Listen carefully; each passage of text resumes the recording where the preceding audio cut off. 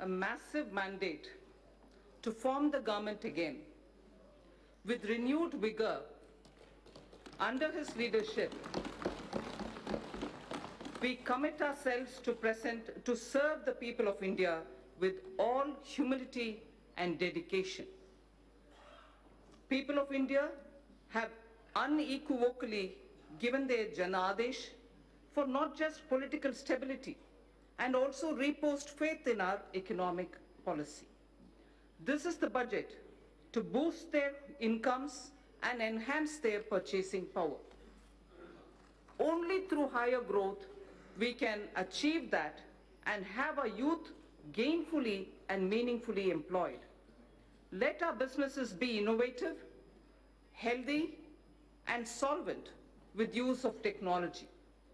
For today's youth, born at the turn of the century, for every member of the scheduled castes and scheduled tribes who seek a better life, for every woman wishing to stand up and get counted, for every individual from the minority sections of our society, this budget aims to give and have your aspirations and hopes addressed. We wish to open up vistas for a vibrant and dynamic economy with a gentle breeze of new technology. This vibrant India shall be a caring society which shall attend to its weak, the old, and the vulnerables among its citizens. During 2014-19, our government brought in a paradigm shift in governance. This shift was characterized by a twin focus: fundamental structural reform and inclusive growth. Fundamentals of the economy are strong, and that has ensured macroeconomic stability. Inflation has been well contained. Banks saw a thorough cleaning up of accumulated loans of the past decade, and then they were recapitalized. Companies were provided an exit through the IBC. Several steps on the formalization of the economy were taken up. Of the structural reforms, the Goods and Services Tax, the GST, has been the most historic in our country.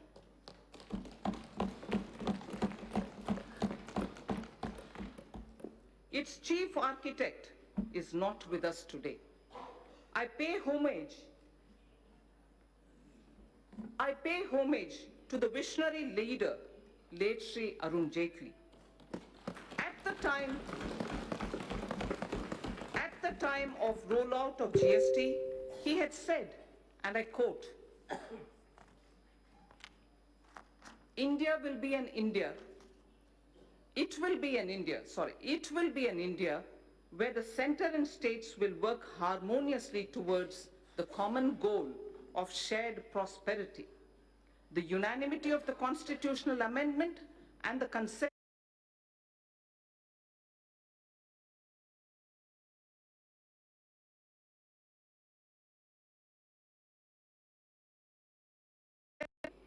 it has consolidated numerous taxes and cesses to one tax and facilitated formalization of the economy. It has resulted in the efficiency gains in logistic and transport sectors.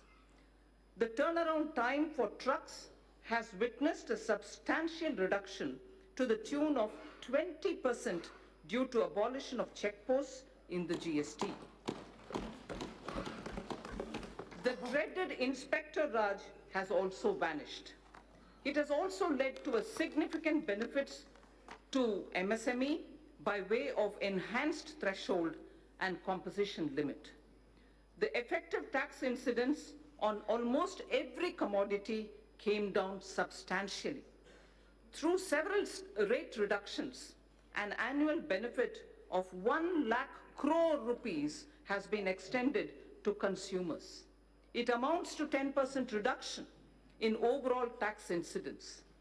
An average household now saves about 4% of its monthly spends on account of reduced GST rates. During this phase of maturing, GST did face certain challenges. This was natural as transition was daunting.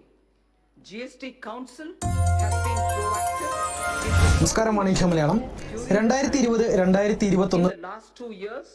We have added more than 60 lakh new taxpayers. A total of about 40 crore returns were filed. 800 crore invoices were uploaded and 105 crore e-way bills were generated. There has been extensive engagement with stakeholders. A simplified new return system is being introduced from 1st April 2020. A former Prime Minister had once voiced a concern that the fruits of the welfare schemes were not reaching the intended citizens. The common and deserving citizen was only receiving 15 paise of every rupee sent to him. Guided by Sabka Saath, Sabka Vikas, Sabka Vishwas, our government and our Prime Minister added manifold speed and scaled up the implementation of schemes and programs that directly benefited the poor and the disadvantaged. I wish to list out only a few as examples. 1. Welfare schemes with direct benefit transfer embedded in them. 2. Sanitation and water as provision of basic needs and as a measure of preventive health care. 3. Healthcare through Ayushman Bharat. Clean energy through Ujjwala and solar power. 4th. 5th. Financial inclusion, credit support, insurance protection to vulnerable sections and pension scheme. 6th, digital penetration with broadband and UPI. And finally, affordable housing for all through PMAY, the Prime Minister Awas Yojana. The milestones achieved are unprecedented, globally recognized and benchmarked against international indices. This strategy changed the established order of a few individuals, cornering most of the benefits, and was appreciated by the people. This had immensely positive outcomes. We have moved on from a growth rate of just over 4% in 1950s to 6% in 80s and in the 90s. However, during 2014 and 19, we clocked a growth of 7.4% on average, with inflation averaging around 4.5% instead. It is worthwhile to note that inflation was close to 9% in the last 2 decades of the last millennium and ranged 10.5% during 2009 and 14. Between 2006 and 16, India was able to raise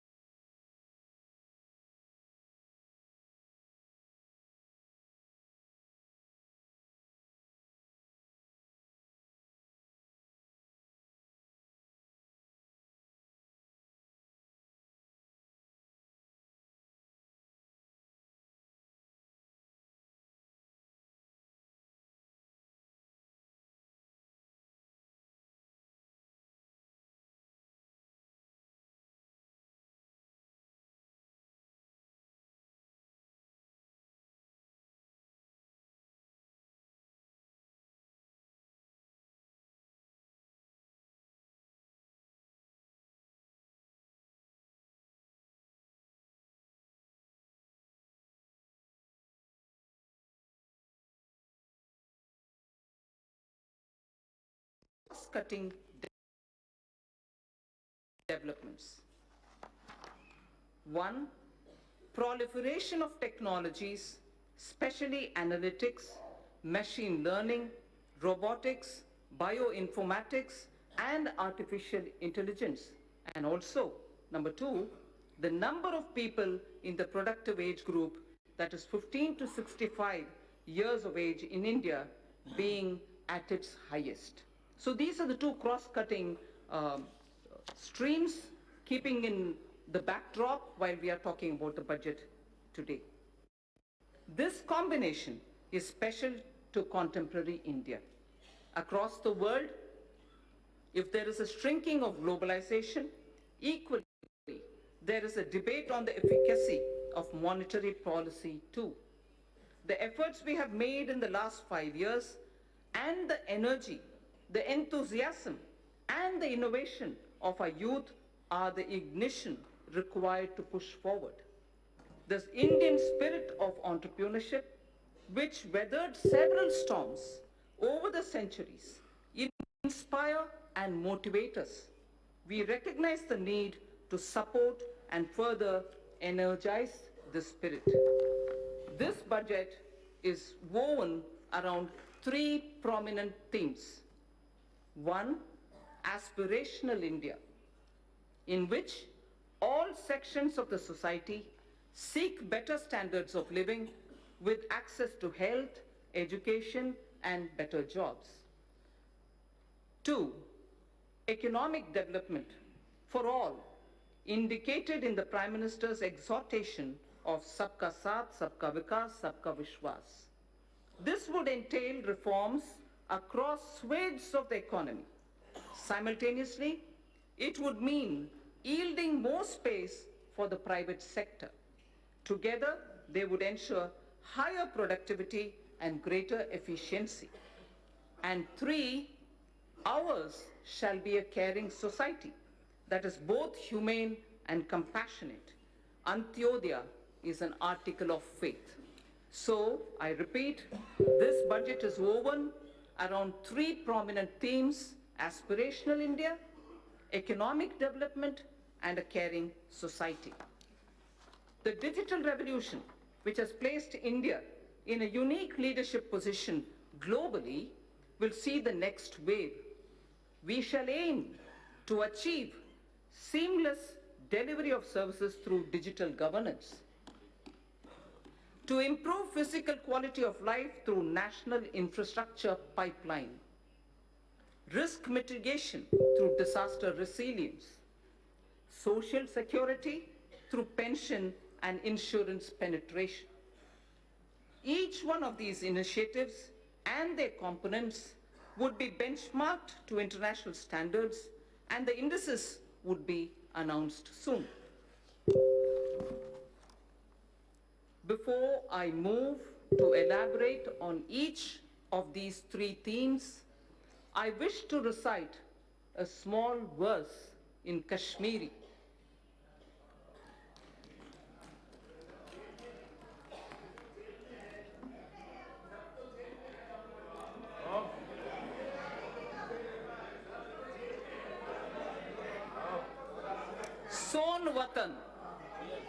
सोन वतन गुलजार शालीमार हूँ, सोन वतन गुलजार शालीमार हूँ, दल मंज फोलवून पंपोश हूँ, नवजवान अन हुंद वूशन खुमार हूँ, म्योन वतन च्योन वतन सोन वतन Nundboni Vatan.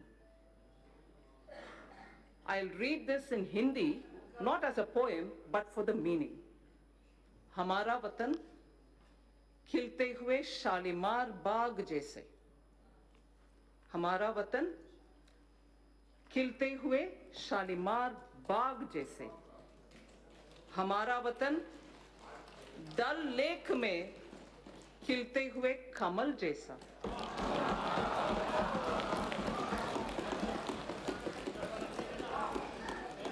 नवजवानों के गरम खून जैसा. नौजवानों के गरम खून जैसा मेरा वतन, तेरा वतन, हमारा वतन, दुनिया का सबसे प्यारा वतन।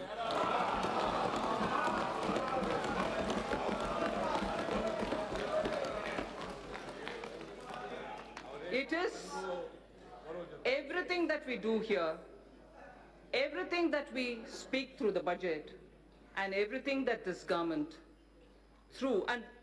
everything that this government does with the guidance and leadership of the Prime Minister is for this Pyara Watan. This poem, I must mention, is a poem written by Pandit Dinanath Kaul, who's a Sahitya Academy awardee. Honorable Speaker, sir, I now move to the first of my theme, which is the aspirational India. I shall cover programs and plans related to agriculture, irrigation, and rural development. That's my first under the aspirational India theme. Second, wellness, water, and sanitation. That's a second under aspirational India. And the third is education and skills. I move to talking about agriculture, irrigation, and rural development. Our government is committed to the goal of doubling farmers' incomes by 2022. We have provided energy sovereignty through Kusum and input sovereignty through Paramparagat Krishi Vikas Yojana. We have provided resilience for 6.11 crore farmers insured under Pradhan Mantri Fasal Bima Yojana. Focus on cultivation of pulses, expansion of micro irrigation through Krishi Sinchai Yojana have raised the self-reliance of the country. Provision of any annual supplement of the income to the provision of annual supplement of income to the farmer directly is done through PM Kisan. Connectivity through PM GSY Gram Sadak Yojana, financial inclusion have helped raise farm incomes. Prosperity to farmers can be ensured by making farm and farming competitive. For this, farm markets need to be liberalized. Distortions in farm and livestock markets need to be removed. Purchase of farm produce, logistics, agri-services need copious investments.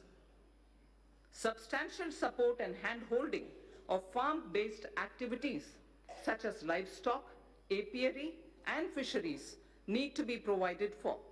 Farmers desire integrated solutions covering storage, financing, and processing and marketing.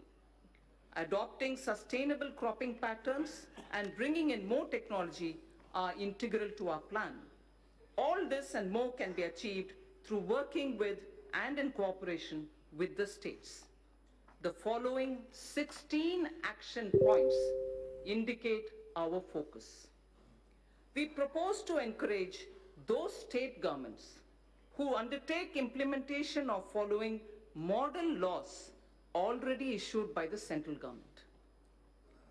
My first of the action points, 16 action points, but the first one is to encourage those state governments who undertake implementation of following model laws which are already passed and issued by the central government.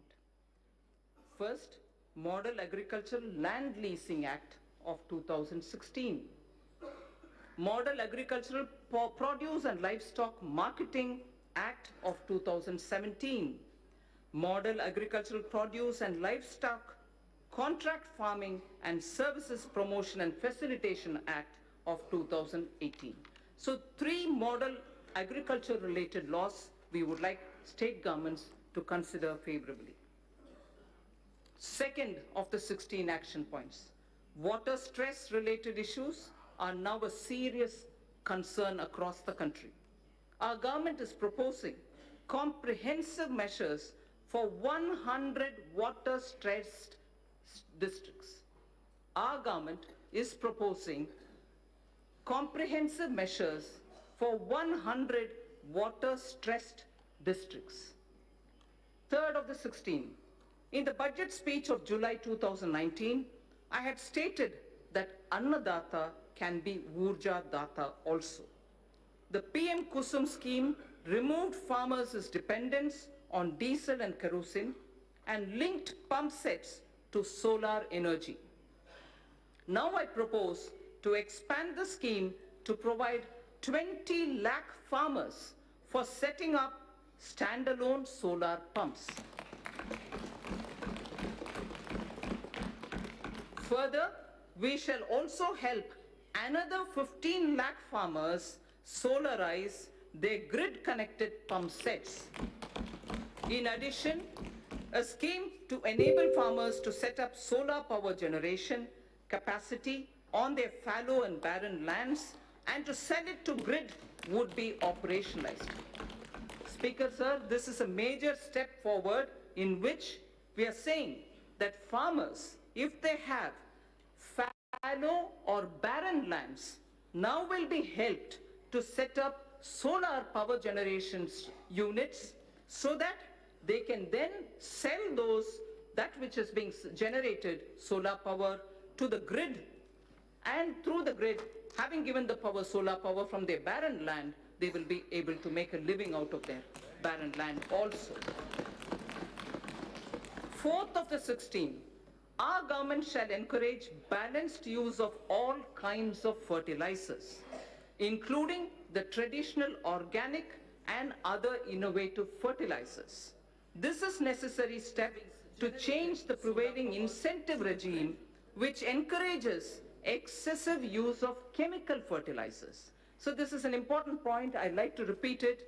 This is a necessary step to change the prevailing incentive regime which encourages excessive use of chemical fertilizers. Honorable Speaker, sir, in Tamil Nadu, there was a very wise old woman saint poet who lived more than 3,000 years ago. And she had used every letter of the Tamil alphabet to teach children moral stories. Not stories, moral lines. Each line was only 3 worded ones. They were very simple ones. They're called Aati Chudi, written by Avayar. Whilst talking about effective use of land, taking care of your land, removing weeds, and making sure you tend to it properly, she had just used 3 words in a little sentence, which says it all. And that's exactly what our Prime Minister is aiming to achieve, so that the farmlands are used with proper manure, not excessive manure, and limited water to grow their grains. Bhumi Tirutti Un is the line from Attichudi, which was said by a saint poet, a woman called Avayar. Bhumi Tirutti Un. First tend to your land, take care that you're not excessively leaving it, and then trying to take a crop out of it. So the 5th point out of my 16 action points. India has an estimated capacity of 162 million metric tons of agri warehousing, cold storage, reefer van facilities, and so on. NABARD will undertake an exercise to map and geotag them. In addition, we propose creating warehousing in line with Warehouse Development and Regulatory Authority WDRA norms. Our government will provide viability gap funding for setting up such efficient warehouses in the block or taluk level. This can be achieved where states can facilitate with land and are on PPP mode. Food Corporation of India and Central Warehousing Corporation shall undertake such warehouse building on their own land too. 6th action point. As a backward linkage, a village storage scheme is proposed to be run by SHGs. This will provide farmers a good holding capacity and reduce their logistics cost.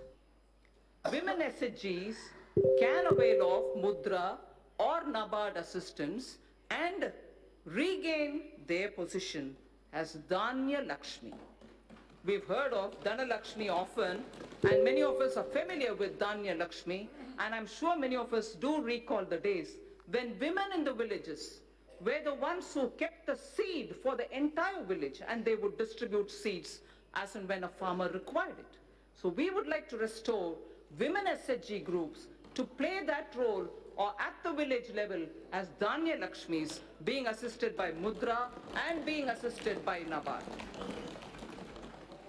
To build a seamless national cold supply chain for perishables inclusive of milk, meat and fish, the Indian Railways will set up a Kisan Rail through PPP arrangements. There shall be a refrigerated coaches in express and freight trains as well, so that perishable goods can be quickly, easily within the country transported, and the benefit will accrue to the farmers. Krishi Udan will be launched by the Ministry of Civil Aviation, not just trains. Krishi Udan will be launched by the Ministry of Civil Aviation on international and national routes. This will immensely help improve value realization, especially in Northeast and in the tribal districts. Horticulture sector. So this is very important. Point number 9 of the 16th. Horticulture sector with its current produce. It's a very important point, sir. Horticulture sector with its current produce of 311 million metric ton exceeds the production of food grains. Horticulture exceeds the production of food grains. For better marketing and export, we propose supporting states which, adopting a cluster basis, will focus on one product, one district, so that a high focus is given at the district level for products in horticulture to really gain that momentum. 10th of the 16 action points. Integrated farming systems in rain-fed areas shall be expanded.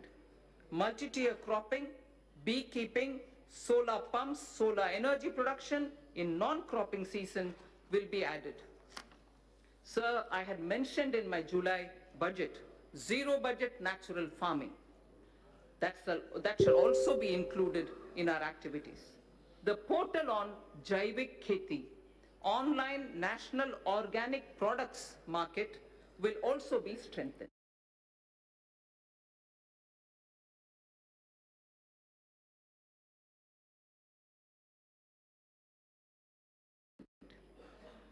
So the next point,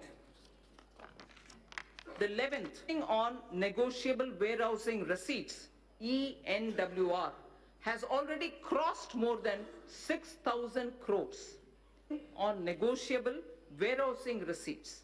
This will be integrated with eNAM, National Agriculture Market, the electronics one. Point is the 12th of the 16, non-banking finance companies and cooperatives are active in the agriculture credit space. The NABARD refinance scheme will be further expanded. Agricultural credit target for the year has been set at 15 lakh crores, 15 lakh crores. Agricultural credit availability. Eligible beneficiaries of PM Kisan will be covered under the KCC, Kisan Credit Card Scheme. 13th to 16th. Our government intends to eliminate foot and mouth disease, brucellosis in cattle, and also what is called the PPR in sheep, which is a French expression. Sorry for those who know French. I'll try to pronounce. Peste des petits ruminants. PPR in sheep and goat by 2025. So foot and mouth disease, brucellosis in cattle, and also PPR in sheep and goat by 2025 will be eliminated. Coverage of artificial insemination shall be increased from the present 30% to 70%. Manrega would be dovetailed to develop fodder farms. Further, we shall facilitate doubling of milk processing capacity from 53.5 million metric tons to 108 million metric tons by 2025. From 50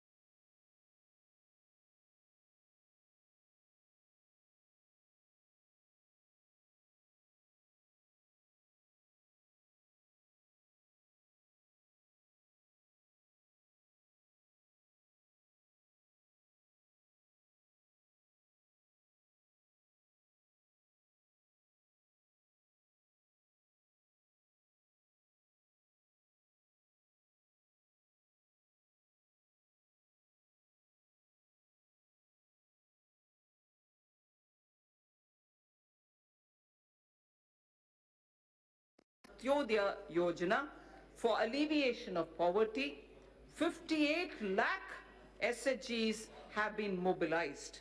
We shall further expand on SHGs in this regard too.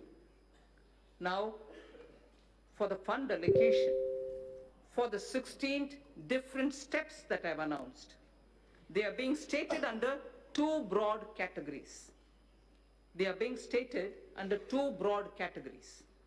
For the sector comprising of agriculture, allied activities, irrigation and rural development, an allocation of 2.83 lakh crores has been made for 2020-21,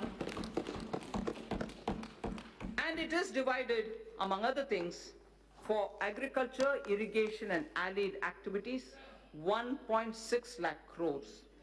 For rural development and Panchayati Raj, 1.23 lakh crores, both put together, it is about 1.73 lakh, 2.8 lakh, 83 lakhs crores, 2.83 lakh crores. Wellness and water and sanitation is the second under Aspirational India. I said my three themes: Aspirational India, economic development and caring society. Under each, I state three which contain specific programs. Aspirational India, already I've mentioned about the rural development and so on. Now I talk of wellness, water and sanitation. We have a holistic vision of healthcare that translates into wellness for citizens. Mission Indradhanush has been expanded to cover 12 such diseases, including 5 new vaccines. Our movement is a vital part of fight against non-communicable diseases coming out of lifestyle issues. A very focused Safe Water Jal Jeevan mission and comprehensive sanitation program Swachh Bharat mission have been launched to support health vision that would reduce the disease burden on the poor. Presently, under PM Jan Arogya Yojana, there are 1,000 empaneled hospitals who help in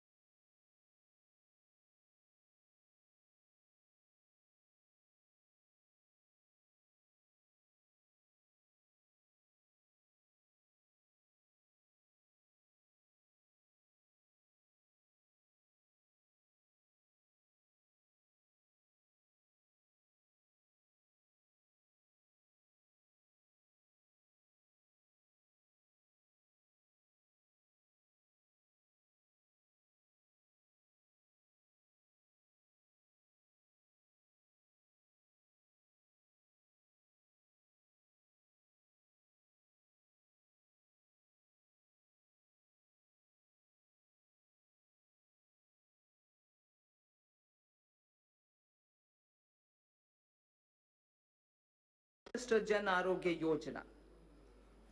So now the important point on sanitation. Our government is committed to ODF plus. We know ODF is already there, launched, successfully sort of covered, saturation reached.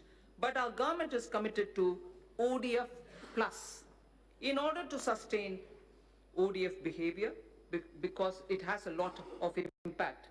If behavioral patterns don't remain consistent, it can have a negative bearing. So our government is committed to ODF plus in order to sustain ODF behavior and to ensure that no one is left behind. Now more needs to be done towards liquid and grey water management.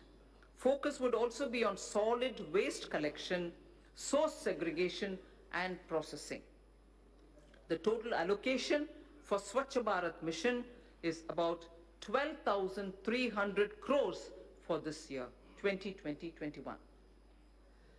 Aiming to provide piped water supply to all households, Prime Minister announced from the Red Fort the Jal Jeevan mission. Our government has approved 3.6 lakh crore for this mission. 3.60 lakh crore for this mission is being approved. This scheme also places emphasis on augmenting local water resources, recharging existing sources, and will promote water harvesting and desalination. Cities over 1 million population will be encouraged to meet this objective during the current year itself. During the year 2021, this scheme would be provided a budget exclusively of 11,500 crores. So I now move to the third under Aspirational India, education and skills. The third and the final item under Aspirational India is education and skills. By 2030, India is set to have the largest working age population in the world. Not only do they need literacy, but they need both job and life skills. Dialogues have been held with state education ministries, members of parliament, and other stakeholders about education policy. Over 2 lakh suggestions were also received. The new education policy will be announced soon. It is felt that our education system needs greater inflow of finance to attract talented teachers, innovate and build better labs. Therefore, steps would be taken to enable sourcing external commercial borrowings and FDI so as to deliver higher quality education. Students in general stream, as opposed to those in services or technology stream, sciences and technology stream, need their employment opportunities improved. About 150 higher education institutions will start apprenticeship embedded degree diploma courses by March 2021. The government proposes to start a program whereby urban local bodies across the country would provide internship opportunities to fresh engineers for a period up to 1 year. So local bodies, as you know, do undertake a lot of public work program, and their manpower is also limited. But yet, young engineers who are ready to serve for the purpose of learning how it is to work with the government are also going around seeking opportunities. So here we have created an opportunity by saying urban local bodies should now give opportunity for fresh engineers so that they can help them plan better and in turn also learn as an intern under the local bodies. So this is for a period of 1 year that we've opened up. In order to provide quality education to students of deprived section of the society as well as those who do not have access to higher education, it is proposed to start a degree level full-fledged online education program. This shall be offered only by institutions who are ranked within top 100 in the National Institutional Ranking Framework. Initially, only a few such institutions would be asked to offer such programs. So, India should also be a preferred destination for higher education. Hence, Under its Study in India program, an IND-SAT exam is proposed to be held in Asian and African countries. It shall be used for benchmarking foreign candidates who receive scholarships for studying in Indian higher education centers. A national police university and a national forensic science university are being proposed in the domain of policing science, forensic science, and cyber forensics. There is a shortage of medical doctors. There is a shortage of qualified medical doctors, both general practitioners as well as specialists. In order to meet this requirement, it is proposed to attach a medical college to an existing district hospital in PPP mode. Those states that fully allow facilities of the hospital to the medical college and wish to provide land at a concession would be able to receive viability gap funding from the center. Details of the scheme would be worked out soon, so we aim to have at the district level, with hospitals which are being extended for medical college training and also for producing more doctors, viability gap funding will also be extended. So the National Board of Examination imparts PG medical qualification, diploma and fellow of National Board, DNB and FNB. The government will therefore encourage large hospitals with sufficient capacity to offer resident doctors the DNB and FNB courses under the National Board of Examinations. There exists a huge demand for teachers, nurses, paramedical staff, and caregivers all abroad. There exists a huge demand abroad for teachers, nurses, paramedical staff, and caregivers. However, their skill sets many a time do not match the employer's standards and therefore need to be improved. I propose that a special bridge course be designed by the Ministries of Health, Skill Development, together with professional bodies to bring in equivalence. Language requirements of various countries need also to be included. All these should be achieved through a special training package. Our government proposes to provide about 99,300 crores for education sector in 2021 and about 3,000 crores for skill development. So I move to the second theme, economic development. Aspirational India, economic development and caring society. I'm now talking on economic development. And in economic development, industry, commerce, and investment are the ones which come first in our. So the most important thing as an introduction I'd like to say here, the guilds of Saraswati Sindhu civilization and the Harappan seals are remarkable. Saraswati Sindhu civilization is about 4,000 before the Common Era. They belong, the seals in particular, belong to 3,300 BCE, before the Common Era. Words from the Indus script, which are all hieroglyphs, have been deciphered. Words from those hieroglyphs have been deciphered. Interesting words which we need to know when we're talking about commerce and industry. Commerce and trade-related words show how India for a millennia has been a continuing civilization with rich skills in metallurgy, rich skills in trading, and so on. Sreni is a word found in the Harappan seals, which means guild. Seti is a word found in the Harappan seals, which means wholesale merchant. Seti was a wholesale merchant in the Sindhu civilization, Saraswati Sindhu civilization. Poddar is an assayer of metal into treasury. And also, India is a continuing maritime power in terms of commerce and industry. Takara economy is using word which shows blacksmithery and also iron and tin smithery existed that time.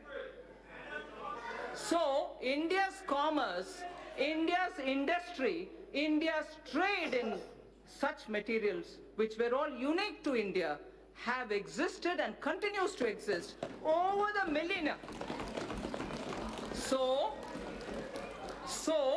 entrepreneurship has always been the strength of India. That's the point I wanted to explain. I'm sure many members already know it and therefore they are a bit restless. Entrepreneurship has always been the strength of India. Even today, young men and women have given up greener pastures elsewhere to contribute to India's growth. They are risk-taking and come up with disruptive solutions to festering challenges. Equally, established old industries are resetting themselves in a changing global domestic situation. Global and domestic situation. We recognize the knowledge, skills, and risk-taking capacities and capabilities of our youth. He is no longer a job seeker. He is a creator of jobs. Now we wish to create more opportunities and remove roadblocks from this path. I propose to set up an investment clearance cell that will provide end-to-end facilitation and support, including pre-investment advisory, information related to land banks, and facilitate clearances at the center and also in the state level. It will work through a portal. There is a case for maximizing the benefits of three separately developing economic activities. The upcoming economic corridors, revitalization of manufacturing activities, and technology and the demands for aspirational classes. We have to benefit from their convergence. Hence, it is proposed to develop 5 new such smart cities in collaboration with states and in PPP mode. Such sites would be chosen that offer the best choices in terms of the aforementioned principles. India needs to manufacture networked products that will make it a part of global value chains. This in turn gets more investment and generates more employment for our youth. Electronics manufacturing industry is very competitive and India has shown its cost advantages. The potential of this industry in job creation is immense. India needs to boost domestic manufacturing and attract large investments in the electronics value chain. Here I propose a scheme focused on encouraging manufacture of mobile phones, electronic equipment, and semiconductor packaging. The details will be announced sooner. With suitable modifications, this scheme can be adapted for manufacturing of medical devices too. India, sir, imports significant quantity of technical textiles worth $16 billion every year. To reverse this trend and to position India as a global leader in technical textiles, a national technical textiles mission is proposed with a 4-year implementation period from 2020-21 to 23-24 at an estimated outlay of 1,480 crores. Honorable Speaker, sir,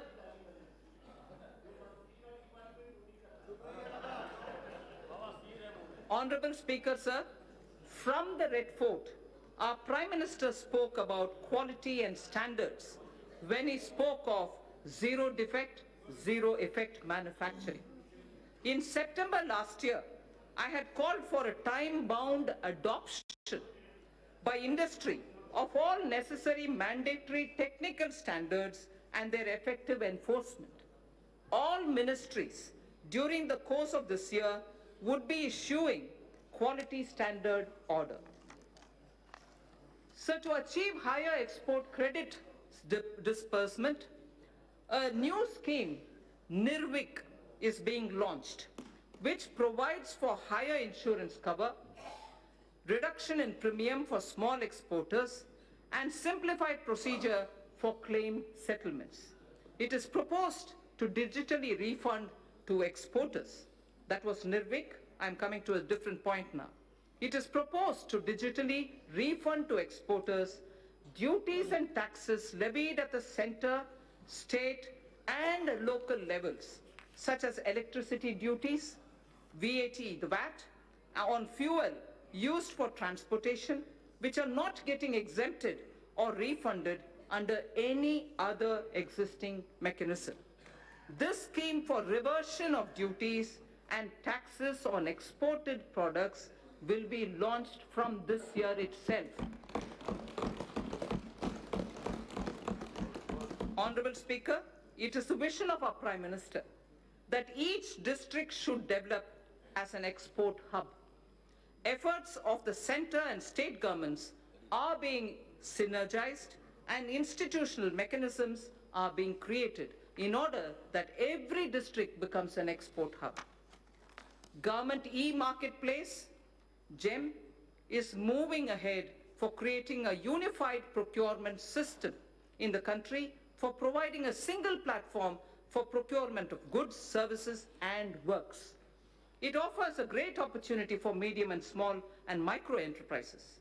3.24 lakh vendors are already on this platform. It is proposed to take its turnover to 3 lakh crores. I propose to provide about 27,300 crores for development and promotion of industry and commerce for the year 2020-2021.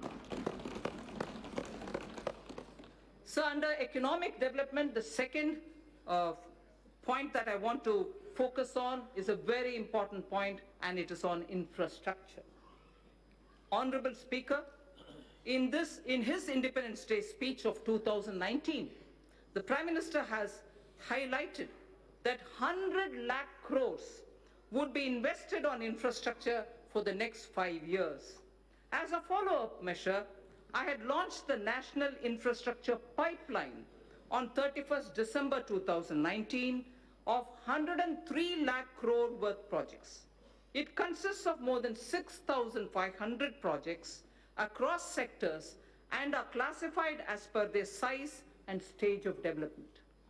These new projects will include housing, safe drinking water, access to clean and affordable energy, health care for all, world-class educational institutions, modern railway stations, airports, bus terminals, metro, railway transportation, logistics and warehousing, irrigation projects, etc. The National Infrastructure Pipeline envisions improving the ease of living for each and every individual citizen in the country. It will also bring in generic and sectoral reforms in development, operation and maintenance of these infrastructure projects.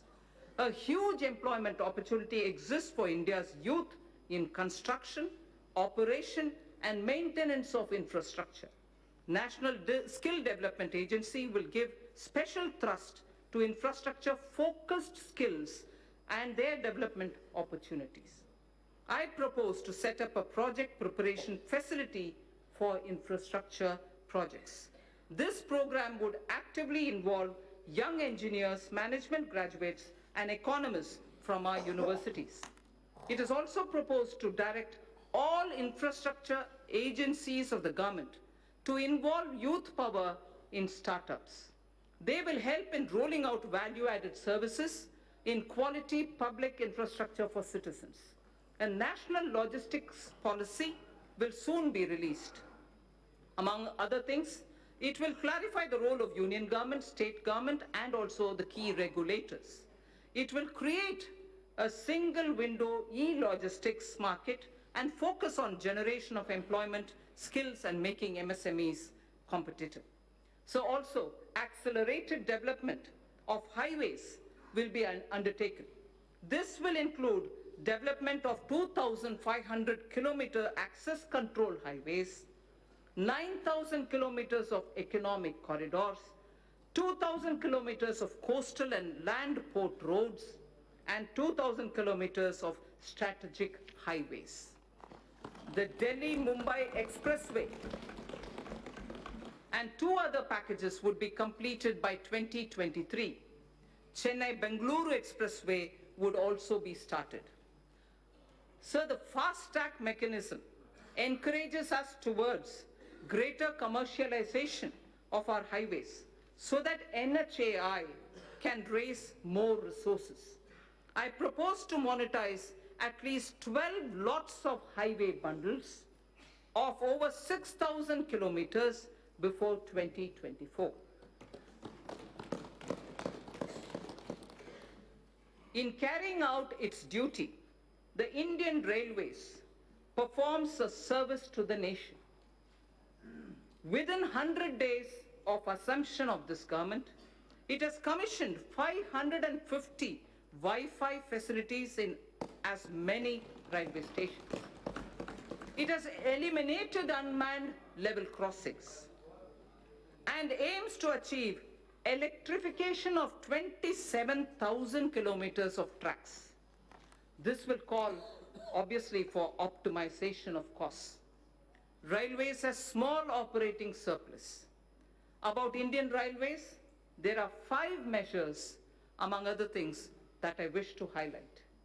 Setting up a large solar-powered capacity. Setting up a large solar power capacity alongside the rail tracks on the land owned by railways. A proposal is under consideration. 4 station redevelopment projects and operation of 150 passenger trains would be done through PPP mode. The process of inviting private participation is underway. More Tejas type trains will connect iconic tourist destinations. High-speed train between Mumbai and Ahmedabad would be actively pursued. 148-kilometer Bengaluru suburban transport project at a cost of 18,600 crore would have fares on metro model. Central government would provide 20% of the equity, and it will also facilitate external assistance up to 60% of the project cost. Sir, our seaports need to be more efficient. Technology has to be used to improve performance. A governance framework keeping with global benchmarks needs to be put in place. This government would consider corporatizing at least one major port and subsequently its listing on the stock exchanges. Inland waterways received a boost. Inland waterways received a boost in the last 5 years. The Jal Vikas Marg on National Waterway 1 will be completed. Further, the 890-kilometer Dhubri-Sadiyar connectivity in Assam will be done by 2022. Honorable Speaker, sir, developing waterways has its impact on the ecosystem on both the banks of the river. Our Prime Minister has conceptualized Arth Ganga. Plans are afoot to energize economic activity along the river banks. Air traffic has been growing rapidly in the country as compared to global average. 100 more airports would be developed by 2024 to support the Udaan scheme. It is expected that the air fleet number shall go up from the present 600 to 1,200 during this time itself. I propose to provide 1.7 lakh crores for transport infrastructure in 2021. Sir, taking electricity to every household has been a major achievement of this government. However, the distribution sector, particularly the DISCOMs, are under financial stress. The ministry intends to promote smart metering. I urge all the states and union territories to replace conventional energy meters by prepaid smart meters in the next 3 years. Also, this would give consumers the freedom to choose the supplier and the rate as per their requirements. So this is a very important step in reaching electricity to all people. This would give consumers, the prepaid meters, the smart meters, would give consumers the freedom to choose the supplier and the rate as per their requirements. Further measure to reform DISCOMs would be taken. I propose to provide 22,000 crores to power and renewable energy sector for the year 2020-21. So now I come to oil and natural gas. In the upstream sector, oil and gas, the open acreage licensing policy, OALP, is a success, having awarded 137,000 square kilometers for exploration to private sector and to the CPSEs. City gas distribution rights are also awarded. Further, it is proposed to expand the national gas grid from the present 16,200 kilometers. At the moment, it is 16,200 kilometers only. We propose to expand it to reach 27,000 kilometers. To deepen the gas markets in India, further reforms will be undertaken to facilitate transparent price discovery and also ease of transactions. So I come to talking about the new economy now. The new economy is based on innovations that disrupt established business models. Artificial intelligence, Internet of Things, 3D printing, drones, DNA, data storage, quantum computing, etc. are all rewriting the world economic order. India has already embraced a new paradigm such as the sharing economy with aggregator platforms displacing conventional businesses. Government has harnessed new technologies to enable direct benefit transfers and financial inclusion on a scale like never before. It's now a cliche, data is the new oil. And it is true that analytics, fintech, and Internet of Things are changing the way we deal with our lives. To take advantage of this, I propose to bring out soon a policy to enable private sector to build data center parks throughout the country. Building data center parks throughout the country. It will enable our firms to skillfully incorporate data in every step of their value chains. Our vision is that all public institutions at the Gram Panchayat level, such as Anganwadis, health and wellness centers, government schools, PDS outlets, post offices, and police stations will all be provided with digital connectivity. So, the fiber to home FTTH connections through BharatNet will link 100,000 Gram Panchayats this year itself. 1 lakh Gram Panchayats this year itself will be connected to the optical fiber FTTH program. It is proposed, therefore, to provide 6,000 crores to BharatNet program 2020-21. We need to expand the base for knowledge-driven enterprises. Intellectual property creation and protection will play an important role. Several measures are proposed in this regard, which will benefit the startups. A digital platform would be promoted that would facilitate seamless application and capture IPRs. Also, in an institute of excellence, a center would be established that would work on the complexity and innovation in the field of intellectual property. Honorable Speaker, sir, knowledge translation clusters would be set up across the different technology sectors, including new and emerging sectors, for designing, fabrication, and validation of proof of concept, and further scaling up technology clusters. Harboring such test beds and small-scale manufacturing facilities would be established. Mapping of India's genetic landscape is critical for next-generation medicine, agriculture, and for biodiversity management. To support this development, we will initiate 2 national-level science schemes to create a comprehensive database.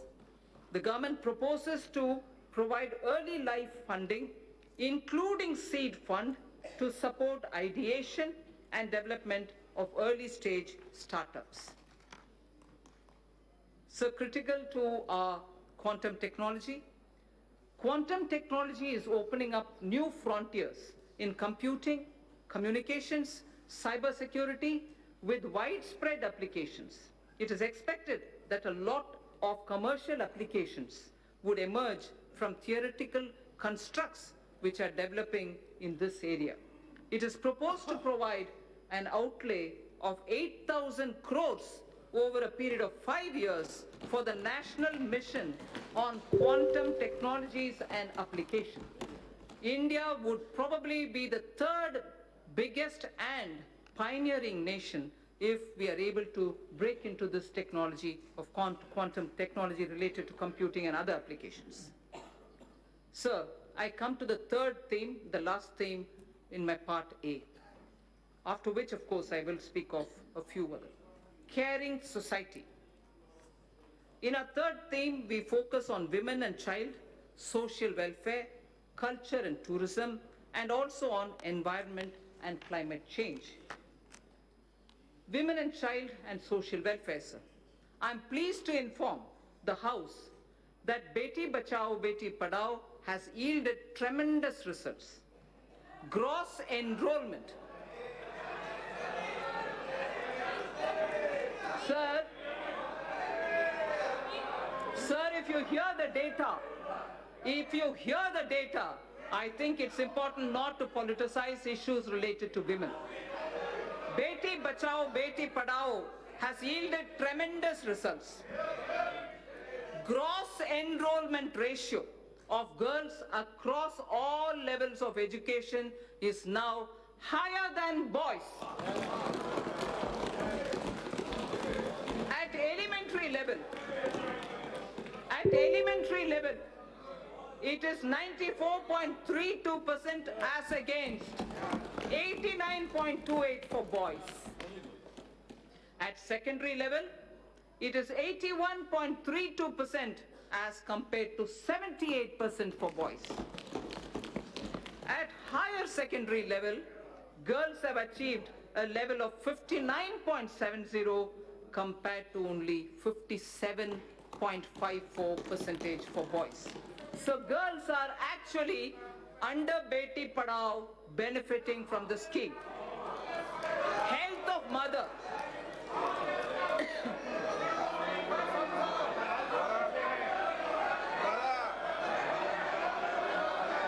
Sir, health of mother and child are correlated closely. Nutrition is the critical component of health. To improve nutritional status of children 0 to 6 years, adolescent girls, pregnant women, and lactating mothers, our Prime Minister launched a Poshan Abhiyan in 2017-18. More than 6 lakhs Anganwadi workers are equipped with smartphones to upload the nutritional status of more than 10 crore households. Sir, Honorable Speaker, sir, for the benefit of those who may not have heard this line, because it's very important, I'd like to repeat it. To improve the national nutritional status of children in 0 to 6 years of age, adolescent girls, pregnant women, and lactating mothers, our Prime Minister launched a Poshan Abhiyan in 2017-18. More than 6 lakh Anganwadi workers are equipped with smartphones to upload the nutritional status of more than 10 crore households. The scale of this development is unprecedented. So the next is, women's age of marriage was increased from 15 years to 18 years in 1978 by amending erstwhile Sharda Act of 1929. As India progresses further, opportunities open up for women to pursue higher education and careers. There are imperatives of lowering MMR, maternal mortality rate, as well as improvement of nutrition levels. Entire issue about age of girl entering motherhood needs also to be seen in this light. I propose to appoint a task force that will present its recommendations in 6 months' time. I propose to provide 35,600 crores for nutrition-related programs for the financial year 2020-2021. So in continuing with our government's commitment to welfare of women, this budget provides for about 28,600 crore for programs that are specific to women. Our government is determined that there shall be no manual cleaning of sewer systems or septic tanks. Suitable technologies for such tasks have been identified by the Ministry of Housing and Urban Affairs. The ministry is working with urban local bodies for the adoption of these technologies. We will now take this to its logical conclusion. We will now take it एक minute बंद to मैं सभी माननीय सदस्यों से आग्रह करूंगा आपको बजट पर पर्याप्त समय और पर्याप्त अवसर दूंगा उस समय आप बोलना और दादा विशेष रूप से आपको बोलने की परमिशन दूंगा Thank you, sir. No Thank you, Speaker, sir. We will now take this.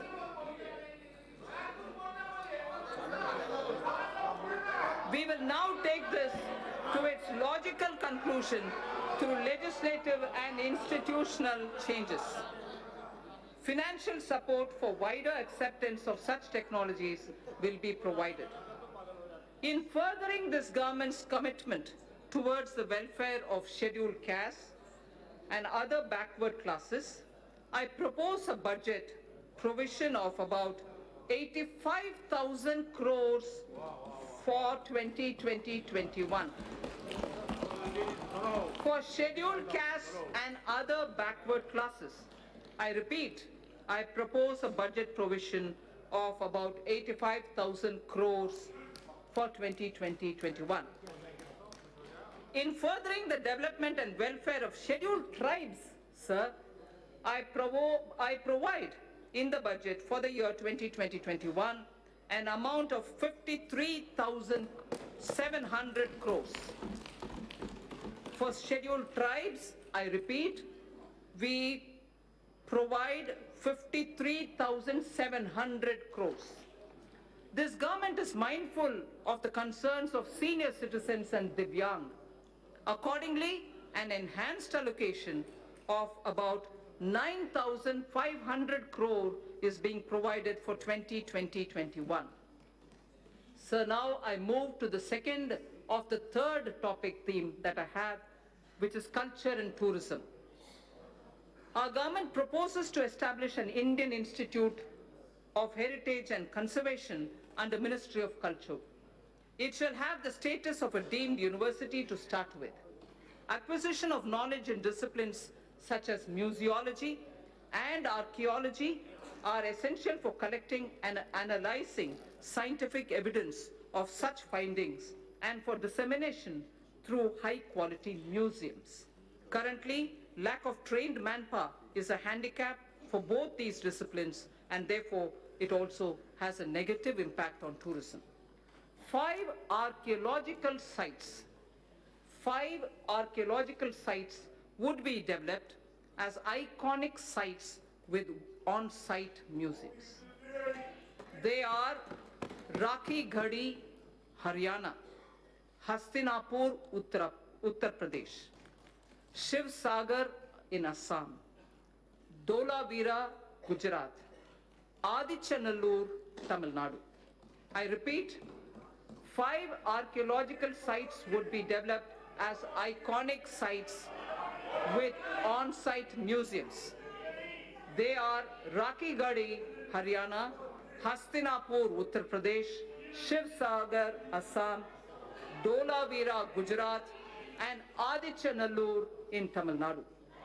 Our Prime Minister in January 2020 announced recuration of the Indian Museum in Kolkata, which is the oldest in the country. In the historic old Mint building, Kolkata, a museum on numismatics and trade will also be located.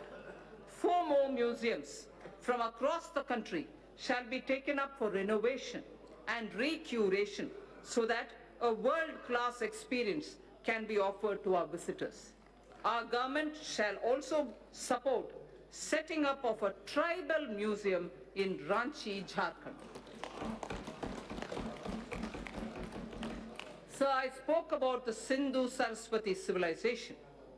A maritime museum would be set up at Lothal, the Harappan Age maritime site near Ahmedabad, by the Ministry of Shipping. I propose to provide 3,150 crore for Ministry of Culture for the year 2021.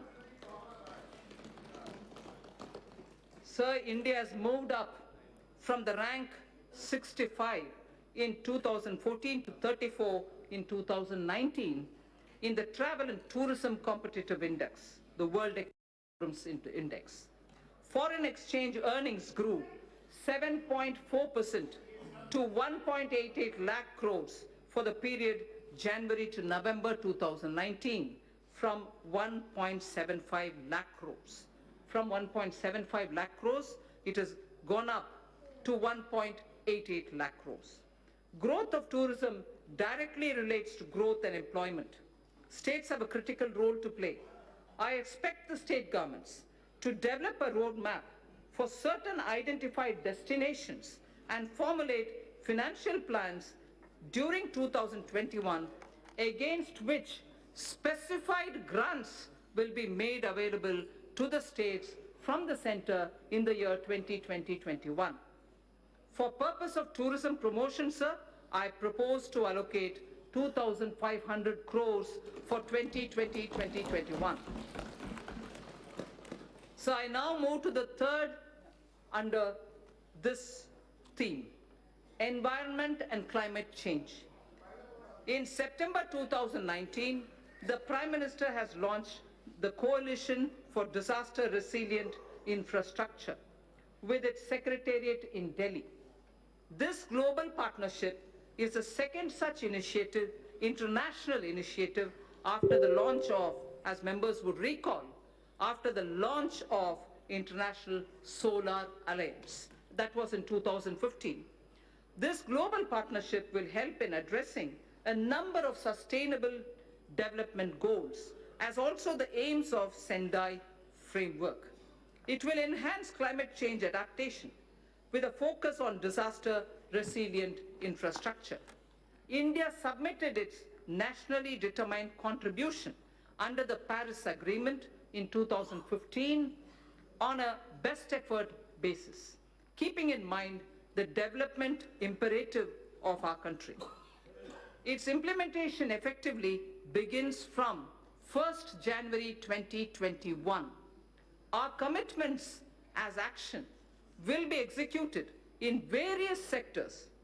Honorable Speaker, sir, I interrupt here only to say this is a very important point because a lot of our commitments which have been given in the Paris Climate Change Conference on best effort basis will start kicking in from 1st January 2021. Our commitments as action will be executed in various sectors by the departments and ministries concerned through a normal budget process. They will do it through the normal budgeting process. There are, however, yet thermal power plants that are old and their carbon emission levels are very high. For such power plants, we propose that utilities running them would be advised to close them if their emission is above the preset norms. The land so vacated can be put to alternative uses. In large cities having population above 1 million, clean air is a matter of concern. I'm sure a lot of our members will be keen to know about what steps are being taken for cities and clean air. The government proposes, Honorable Speaker, to encourage such states that are formulating and implementing plans for ensuring cleaner air in cities above 1 million. Parameters for the incentives would be notified by the Ministry of Environment, Forests and Climate Change. Allocation for this purpose is 4,400 crores for 2020-2021. So there is something which, before I move to talking about governance, because the three themes that I put before the members is coming to a close, I fall back on the wise words of Thiruvalluvar. And this, it's very important, sir.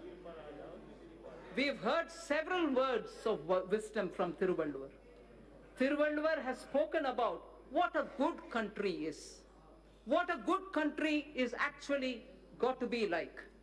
And what makes up for jewels of a good country. I first read it in Tamil, then I'll give you the meaning. Pini inmai, selvam, vilai inbam, ஏமம்.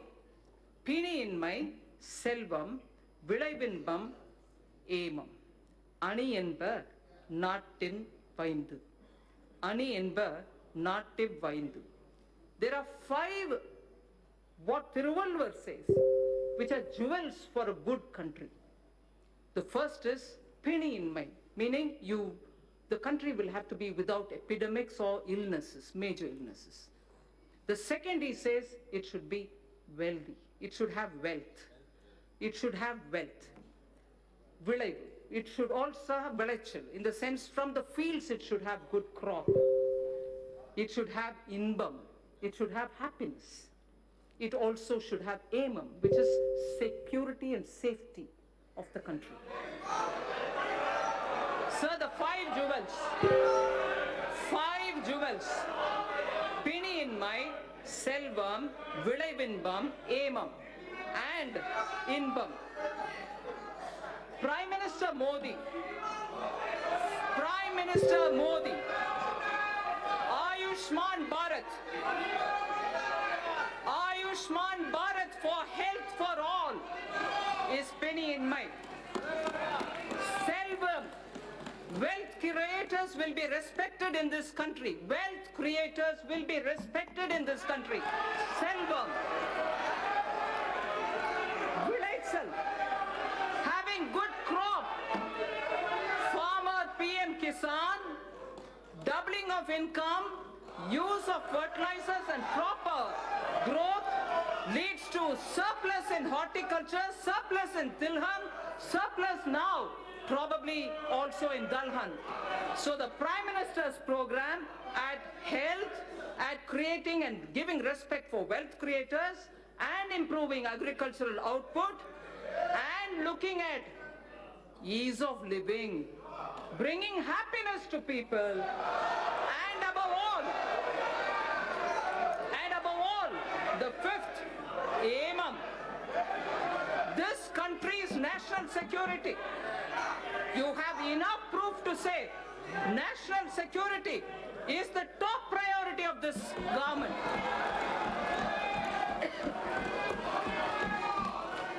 So,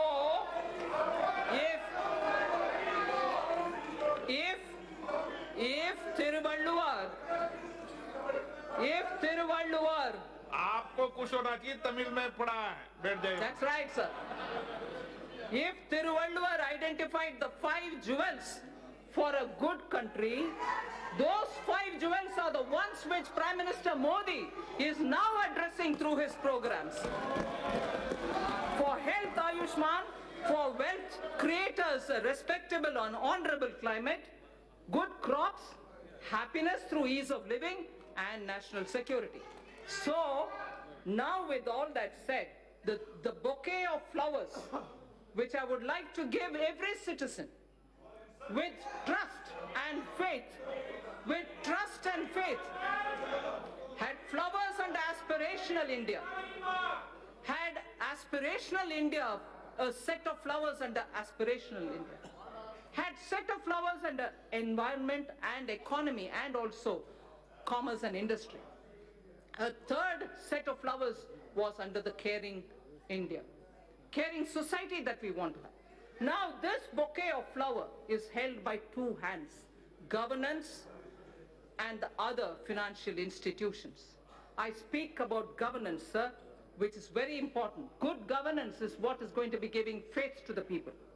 Honorable Speaker, sir, all the while I have explained the color and composition of the bouquet of flowers, schemes and programs.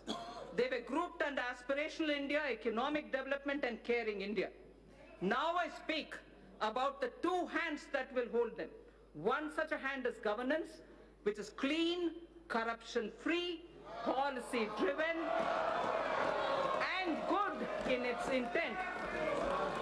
And most importantly, trusting in faith, trusting every citizen, the aspirational youth, the hard-working women.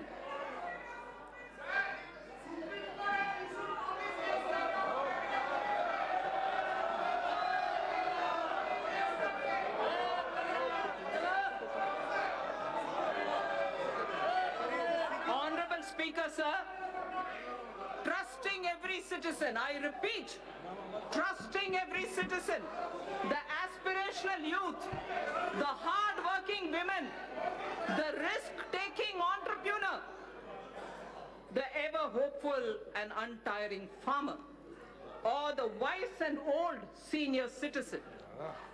Many among them are taxpayers. Others may not be taxpayers now. Our Prime Minister has laid before us ease of living as a goal to be achieved on behalf of all citizens. An important aspect of both ease of living and ease of doing business is fairness, efficiency of tax administration. We wish to enshrine, this is important, Honorable Speaker. This is important, sir. Money being allocated to various programs is finance of this country. This is very important, sir. Businesses should have the confidence that things are being fair and the efficiency of the tax administration. We wish to enshrine in the statutes a taxpayer charter. Through this budget, a taxpayer's charter is getting institutionalized into the statutes. It's going to be enshrined as a part of our laws. That's building trust. A taxpayer's statutes will be a part of our, a taxpayer's charter will be a part of our statutes.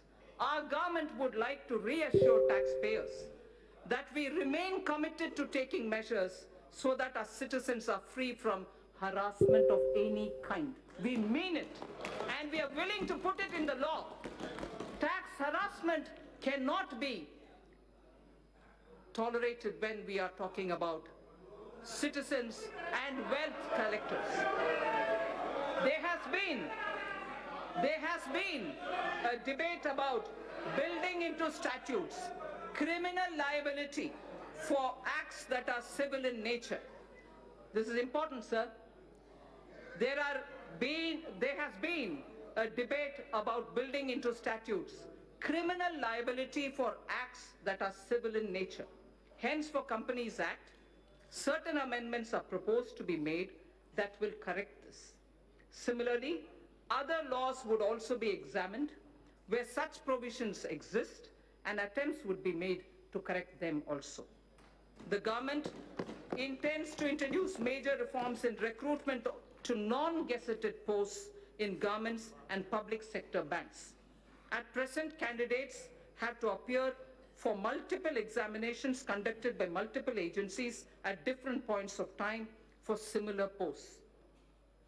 This places enormous burden on time, effort, and cost for young people.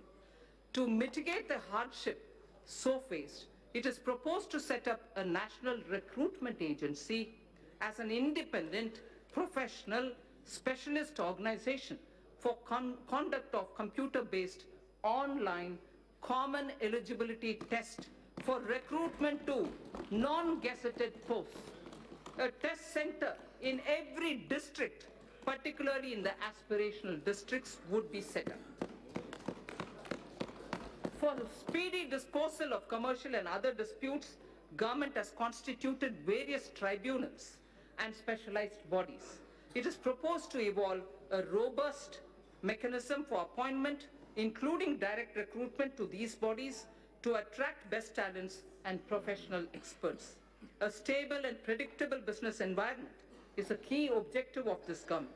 There is also a strong argument for ensuring that contracts are honored. India has a sound framework related to Contracts Act. We shall deliberate upon strengthening it. There is a growing need, sir, for Indian statistical system to meet the challenges of real-time monitoring of our increasingly complex economy. Data must have strong credibility. The proposed new national policy on official statistics would use latest technology, including artificial intelligence. It would lay down a roadmap towards modernized data collection, Hi viewers, Big Boss വിശേഷങ്ങളുമായി and a timely dissemination of information thus collected. I'm happy to inform that India will host G20 presidency in the year 2022. That is the year of 75th anniversary of independence of the Indian nation. During this presidency, India would be able to drive considerably the global economic and development agenda.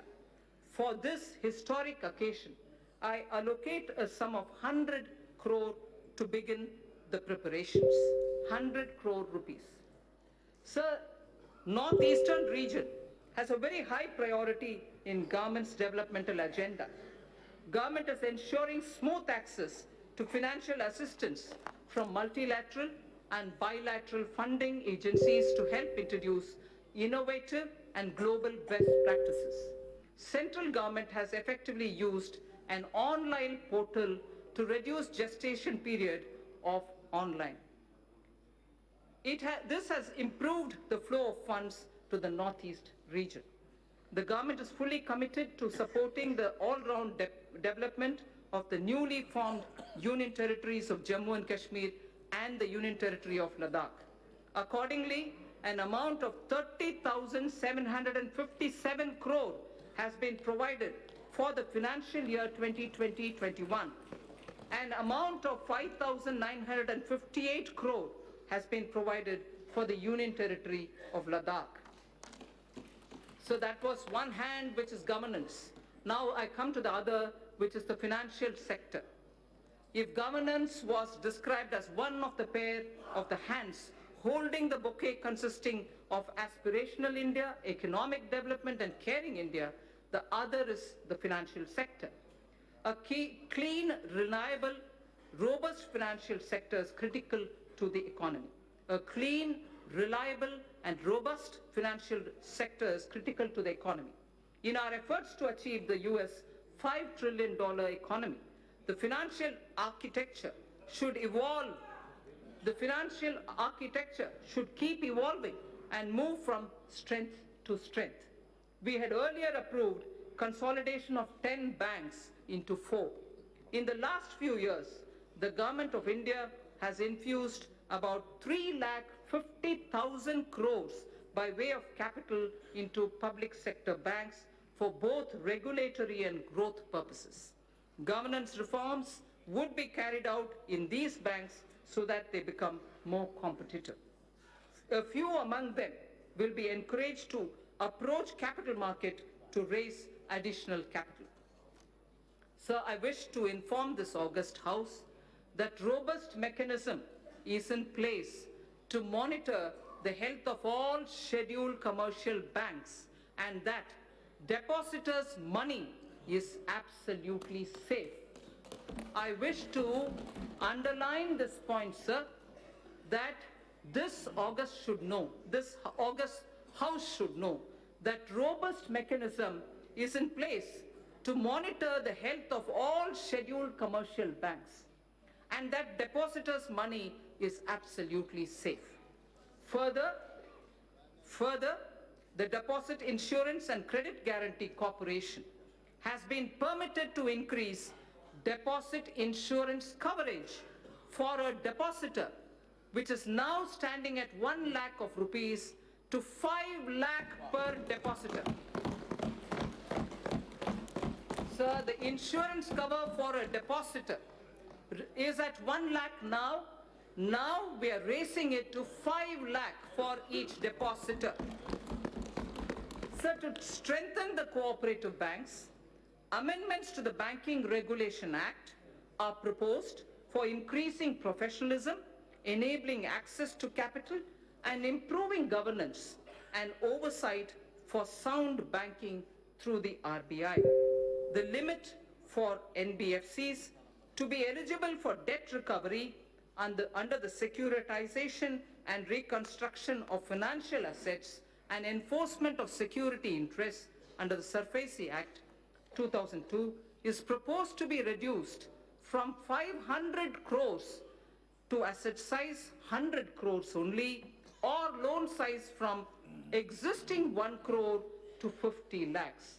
Therefore, we feel many of the small NBFCs which can come for debt recovery would be far easily done for smaller companies. In the last few years, the government has taken concrete steps to bring our banking system to be robust. However, there is a need for greater private capital. Accordingly, it is proposed to sell the balance holding of Government of India's IDBI Bank to private, retail and institutional investors through the stock exchange. There is a need, sir, to take further steps to bring in transparency and greater professionalism in public sector banks. The government will take appropriate measures towards this end. Sir, to help easy mobility while in jobs, we wish to infuse into the universal pension coverage with auto-enrollment. Also, we wish to place such mechanisms which can enable interoperability and provide safeguards for the accumulated corpus. Regulating role of PFRDAI, which is the pension regulatory body, requires strengthening. Necessary amendments would be carried out in Pension Fund Regulatory Development Authority of India Act that will also facilitate separation of NPS trust for government employees from the PFRDAI. This would also enable establishment of a pension trust by the employees other than from the government. I am confident that this will motivate citizens to plan for their old age. So this section, which I will now speak, will relate to the MSMEs. MSMEs are vital to keep the wheels of our economy moving. They also create job, innovate, and also risk takers, and they are risk takers. Several measures for the MSMEs have been taken in the past few years. There are more steps proposed in this budget also. I propose to make necessary amendments to the Factor Regulation Act 2011. This will enable NBFCs to extend invoice financing to the MSMEs through TREDS, thereby enhancing the economic and financial sustainability. Working capital credit remains a major issue for the MSMEs. It is proposed to introduce a scheme to provide subordinate debt for entrepreneurs of MSMEs. This subordinate debt to be provided by banks would count as quasi-equity and would be fully guaranteed through the Credit Guarantee Trust for medium and small entrepreneurs. The corpus of the CGT MSC would accordingly be augmented by the government. More than 5 lakh MSMEs have benefited from restructuring of debt permitted by RBI in the last year. The restructuring window was to end on 31st March 2020. Government has asked RBI to consider extending this window till 31st March 2021, one more year, so that whoever wants, they can go and approach. An app-based invoice financing loans product will be launched. This will obviate the problem of delayed payments and consequential cash flow mismatches for the MSME. Many mid-sized companies are successful domestically, but not in export markets. For selected sectors such as pharmaceuticals, auto components and others, we propose to extend hand-holding support for technology upgradations, R&D, business strategy planning, and so on. A scheme of 1,000 crore rupees will be anchored in the Exim Bank together with the SIDB. Both these institutions would contribute 50 crores each. This 100 crore would be achieved towards equity and technical assistance. Debt funding of 900 crores from banks would be made available. Sir, financial markets. I would like to give a few of the major steps and initiatives being taken by the government for the financial markets. Last year in my budget speech, sir, I had mentioned about deepening the bond markets. To achieve the aspirational growth rate, we would require flow of capital in our financial system. A lot of work has been done on this in consultation with the RBI. Honorable Speaker, sir, I am pleased to inform this House of the developments. Certain specified categories of government securities would be open fully for non-resident investors, apart from being available to domestic investors also. The limit for FPI in corporate bonds, currently at 9% of outstanding stocks, will be increased to 15% of the outstanding stock of corporate bonds. To improve investors' confidence and to expand the scope of credit default swaps, we propose to formulate a legislation to be placed soon before this House for laying down a mechanism for netting of financial contracts. The debt-based exchange-traded fund, the ETF, recently floated by the government was a big success. Government proposes to expand this by floating a new debt ETF consisting primarily of government securities. This will give retail investors access to government securities as much as giving an attractive investment for pension funds and long-term investors. So to address the liquidity constraints of the NBFCs and the HFCs, this was very much talked about between July and December last year, sir, 2019. Liquidity constraints was very frequently mentioned to us. So to address liquidity constraints of the NBFCs and the housing finance corporations, post the Union Budget 2019-20, the government formulated a partial credit guarantee scheme for the NBFCs. To further the support of providing liquidity, a mechanism would be devised. Government will offer support by guaranteeing securities that are so floated. Infrastructure financing. Government's commitment for investment in infrastructure was reiterated when 103 lakh crore national infrastructure pipeline products were announced.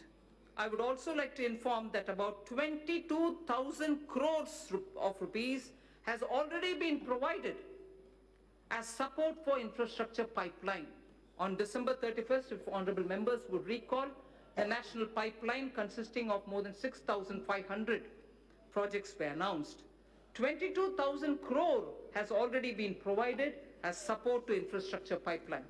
This would cater for equity support to infrastructure finance companies such as the IIFCL and a subsidiary which is of NIIF. So two institutions, IIFCL and the subsidiary of NIIF, take it. They would leverage it as permissible to create financing pipeline of more than 1 lakh crores. This would create a major source of long-term debt financing for infrastructure projects and fulfill a long-awaited requirement. Sir, the IFSC, GIFT City, has the potential to become a center of international finance as well as a center for high-end data processing. GIFT IFSC has an approved free trade zone for housing vaults. It already has 19 insurance entities, 40 banking entities. It has also provided for setting up of precious metals, testing laboratories for them, and refining facilities also. With the approval of the regulator, GIFT City would now set up an international bullion exchange in GIFT City IFSC as an additional option for trade by global market participants. This will enable India to enhance its position worldwide, create jobs in India, and will lead to better price discovery of gold. Sir, in the recent years, there has been a surge in trading volumes of Indian rupee in the offshore financial centers. The government and the RBI has taken various measures to permit rupee derivatives to be traded in the International Financial Services Center at GIFT City, Gujarat. So just a very quick word on disinvestment. Listing of companies on companies' stock exchanges brings discipline, and it disciplines a company and provides access to financial markets and unlocks its value. It also gives opportunity for retail investors to participate in the wealth so created. The government now proposes to sell a part of its holding in the LIC by way of initial public offer. Initial public offer. Sir, fiscal management. The 15th Finance Commission. The 15th Finance Commission has given its first report pertaining to financial year 2020-2021. In the spirit of cooperative federalism, I am pleased to announce that we have in substantial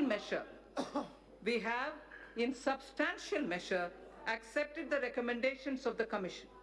The Commission would submit its final report to the President during the latter part of the year for 5 years beginning 2021-22. It is decided to transfer to the GST Compensation Fund balances due out of the collection of the years 2016-17 and 17-18 in 2 installments. Hereinafter, transfers to the fund would be limited only to the collection by way of GST compensation cess. A fundamental overhaul of centrally sponsored schemes and central sector schemes is necessary so that we can align them with emerging social and economic needs of tomorrow and to ensure that scarce public resources are spent optimally. Recently, there has been a debate over transparency and credibility of the projected fiscal numbers. Let me assure the House that the procedure adopted is compliant with the FRBM Act. This is also consistent with the practices hitherto followed. However, for greater clarity, I have enumerated those central government debt that are not part of the market borrowing and are used to fund the expenditure at the annex. I'd like to repeat this line, sir.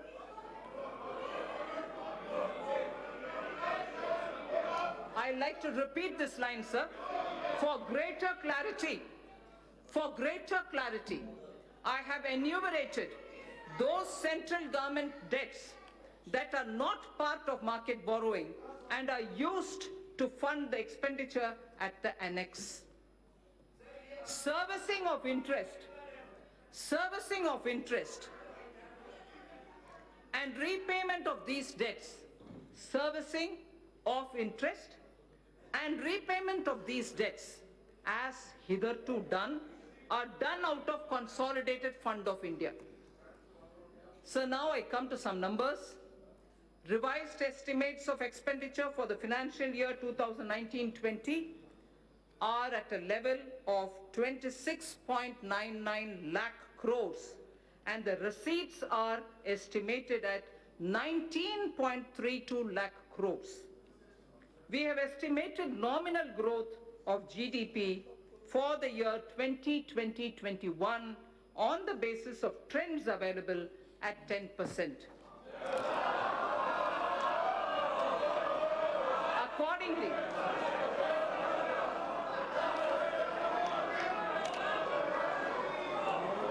we have estimated, sir, let me finish, sir.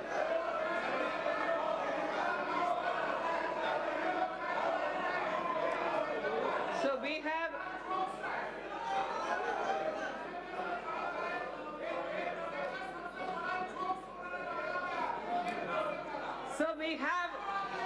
we have estimated the nominal growth.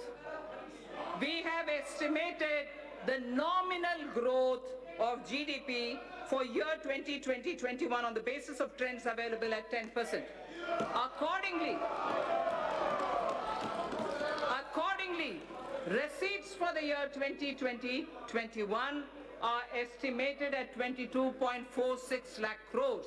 And keeping in mind commitment of the government towards various schemes and the need for improvement of the quality of life, level of expenditure has been kept at 30.42 lakh crores. Sir, during the year, government has unfailingly worked towards keeping up capital expenditure. Actually, there is substantial enhancement. All the flagship schemes of the government have been fully provided for. Details may be seen in the annexes to the printed copy of my speech. Every budget must appropriately address the issue of fiscal deficit. Every budget must appropriately address the issue of fiscal deficit. Recently, government has undertaken very significant tax reforms for boosting investment. However, expected tax buoyancy will take time. We estimate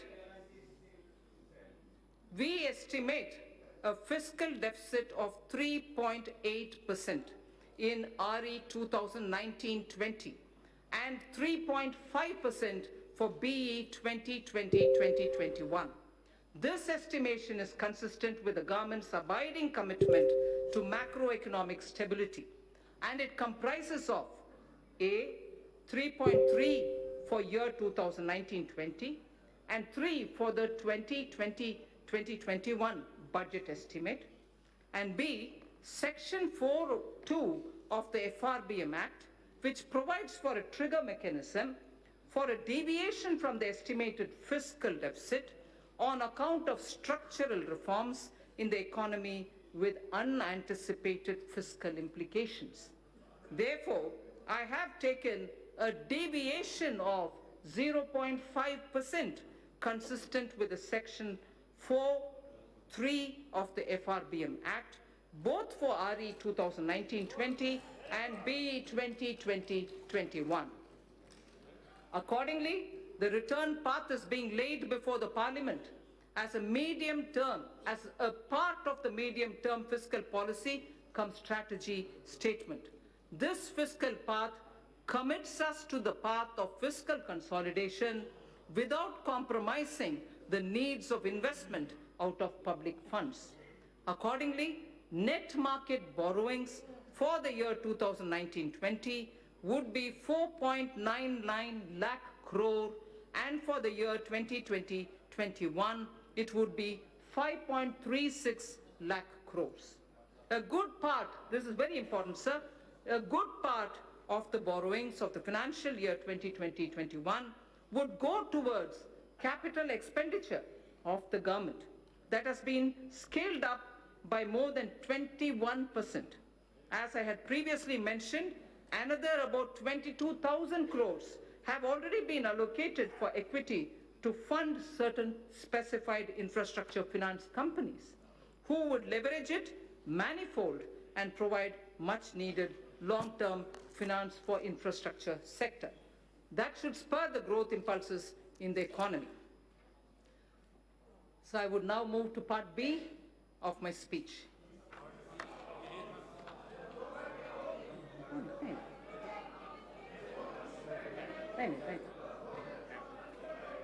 Direct tax.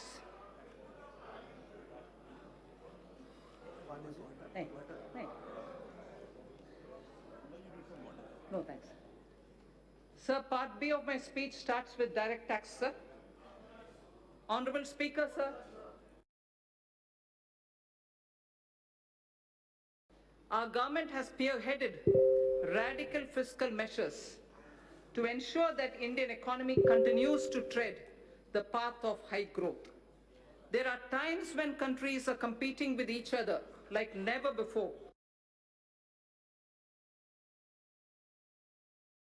To become the most attractive destination for doing business. Therefore, to make sure that India stays globally competitive and a favored destination for investment, we took a bold historic decision of reducing the corporate tax rate for new companies in the manufacturing sector to an unprecedented level of 15%. Similarly, for the existing companies, the rate has also been brought down to 22%, which is the lowest in the world now. This will enable companies to expand their businesses and make fresh investments in the coming future. Though we will have loss of substantial revenue due to these measures in the short run, I'm certain that our economy will reap huge returns on this score in due course. So one quick verse from Raghuvamsa, written by Kalidasa.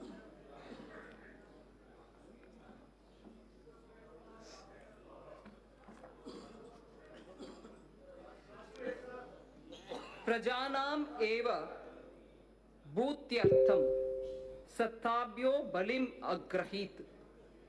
Prajanam eva bhutyartham satabhyo balim agrahit. Sahasra gunam utsrashtam adatte hi rasam ravihi. Surya, the sun, collects vapor from little drops of water. He collects only from little drops of water. So does the king. They give back copiously. They collect these from the people only for their well-being. So the collection of taxes or the vapor from the water drops are only from small trickles, but they all go back to the people manifold. So the purpose of taxation and also the way in which it is done has been voiced even then. And this in Raghuvamsa refers to the Purvaja or the elders belonging to Ikshvaku dynasty, father of Ayodhyapati Rama, Dileepa, grandfather. It refers to Dileepa, the king. So in continuation of the reform measures already taken so far, the tax proposals in this budget will introduce further reforms to stimulate growth, simplify tax structure, bring ease of compliance, and reduce litigation. Personal income tax and simplification of taxation.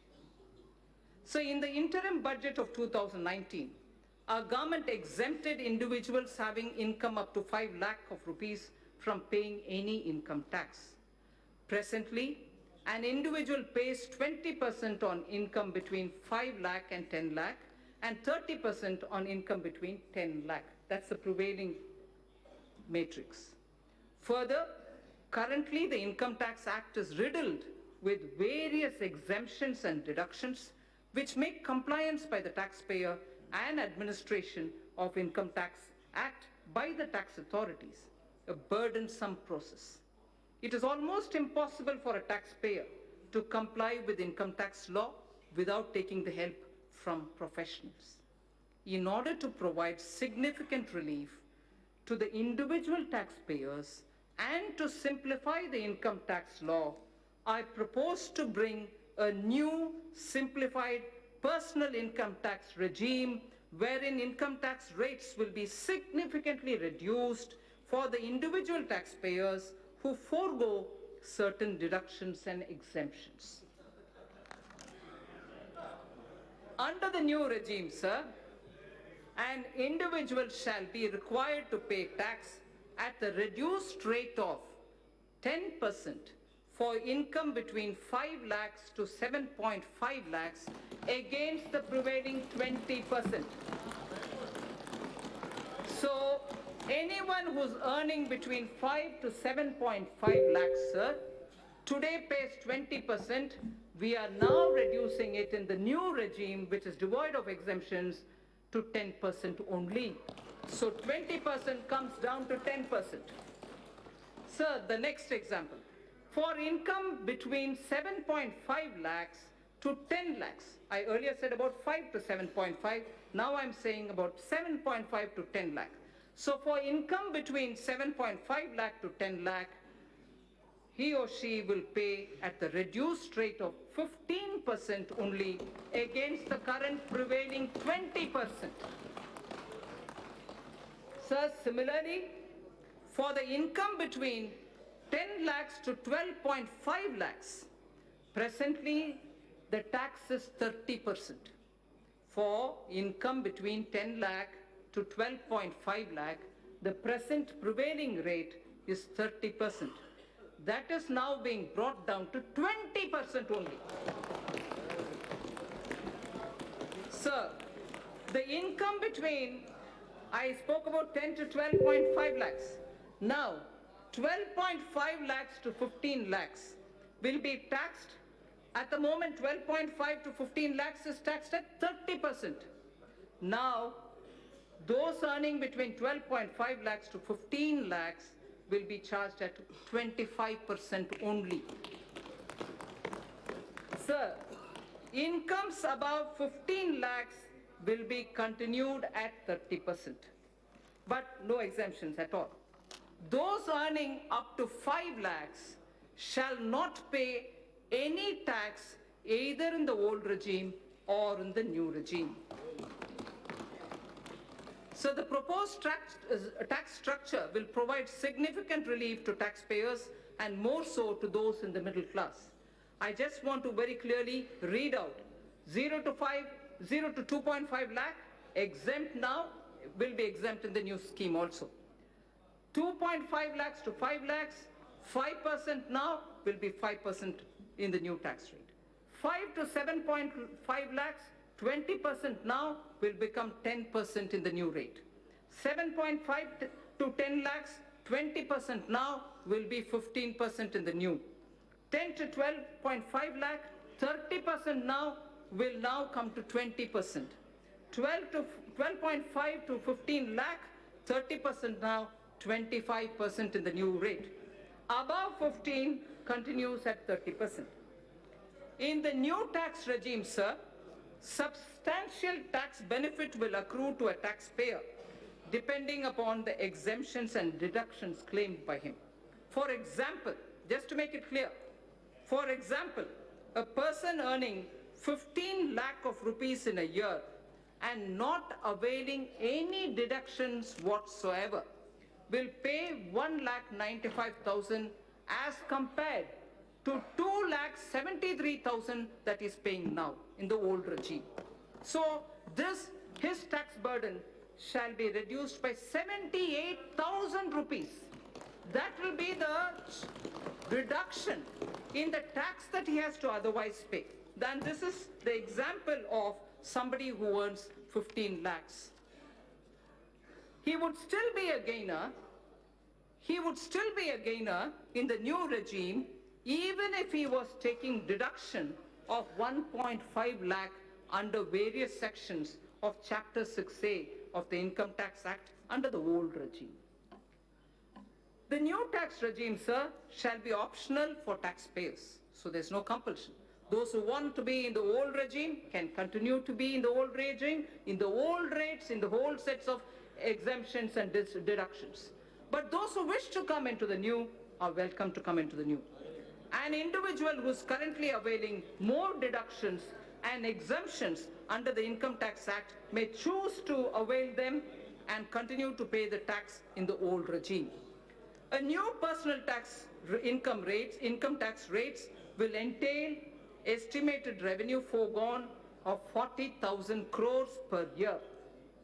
We have also initiated measures to pre-fill income tax return so that an individual who opts for the new regime would need no assistance from an expert to file his return and pay income tax. Sir, I will have to put this observation here. In order to simplify income tax system, I have reviewed all the exemptions and deductions which got incorporated in the income tax legislation over the past several decades. In fact, I have that list with me, sir. Somewhere. I have reviewed all the exemptions and deductions which got incorporated in the income tax legislation over the past several decades. It was surprising to know that currently more than 100 exemptions and deductions of different nature are provided in the Income Tax Act. No wonder the code is like this, the book. I have removed around 70 of them. I have removed around 70 of them in the new simplified regime.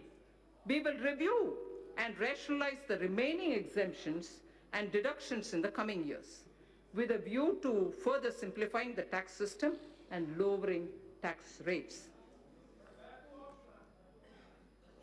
Sir, the Dividend Distribution Tax. Currently, companies are required to pay dividend distribution tax on the dividend paid to its shareholders at the rate of 15% plus applicable surcharge and cess, in addition to the tax payable by the company on its profits. It has been argued that the system of levying DDT results in increase in tax burden for investors, and especially those who are liable to pay tax less than the rate of DDT if the dividend income is included in their income. Further, non-availability of credit of DDT to most of the foreign investors in their home country results in reduction of rate of return on equity capital for them. In order to increase the attractiveness of the Indian equity market and to provide relief to a large class of investors, I propose to remove the DDT and adopt the classical system of dividend distribution tax, under which companies would not be required to pay DDT. The dividend shall be taxed only in the hands of the recipients at their applicable rates. Further, in order to remove the cascading effect, I also propose to allow deduction for the dividend received by holding company from its subsidiary. The removal of DDT will lead to estimated annual revenue foregone of 25,000 crores. This is another bold move, sir, which will further make India an attractive destination for investment. Sir, concessional rate for electricity generation companies.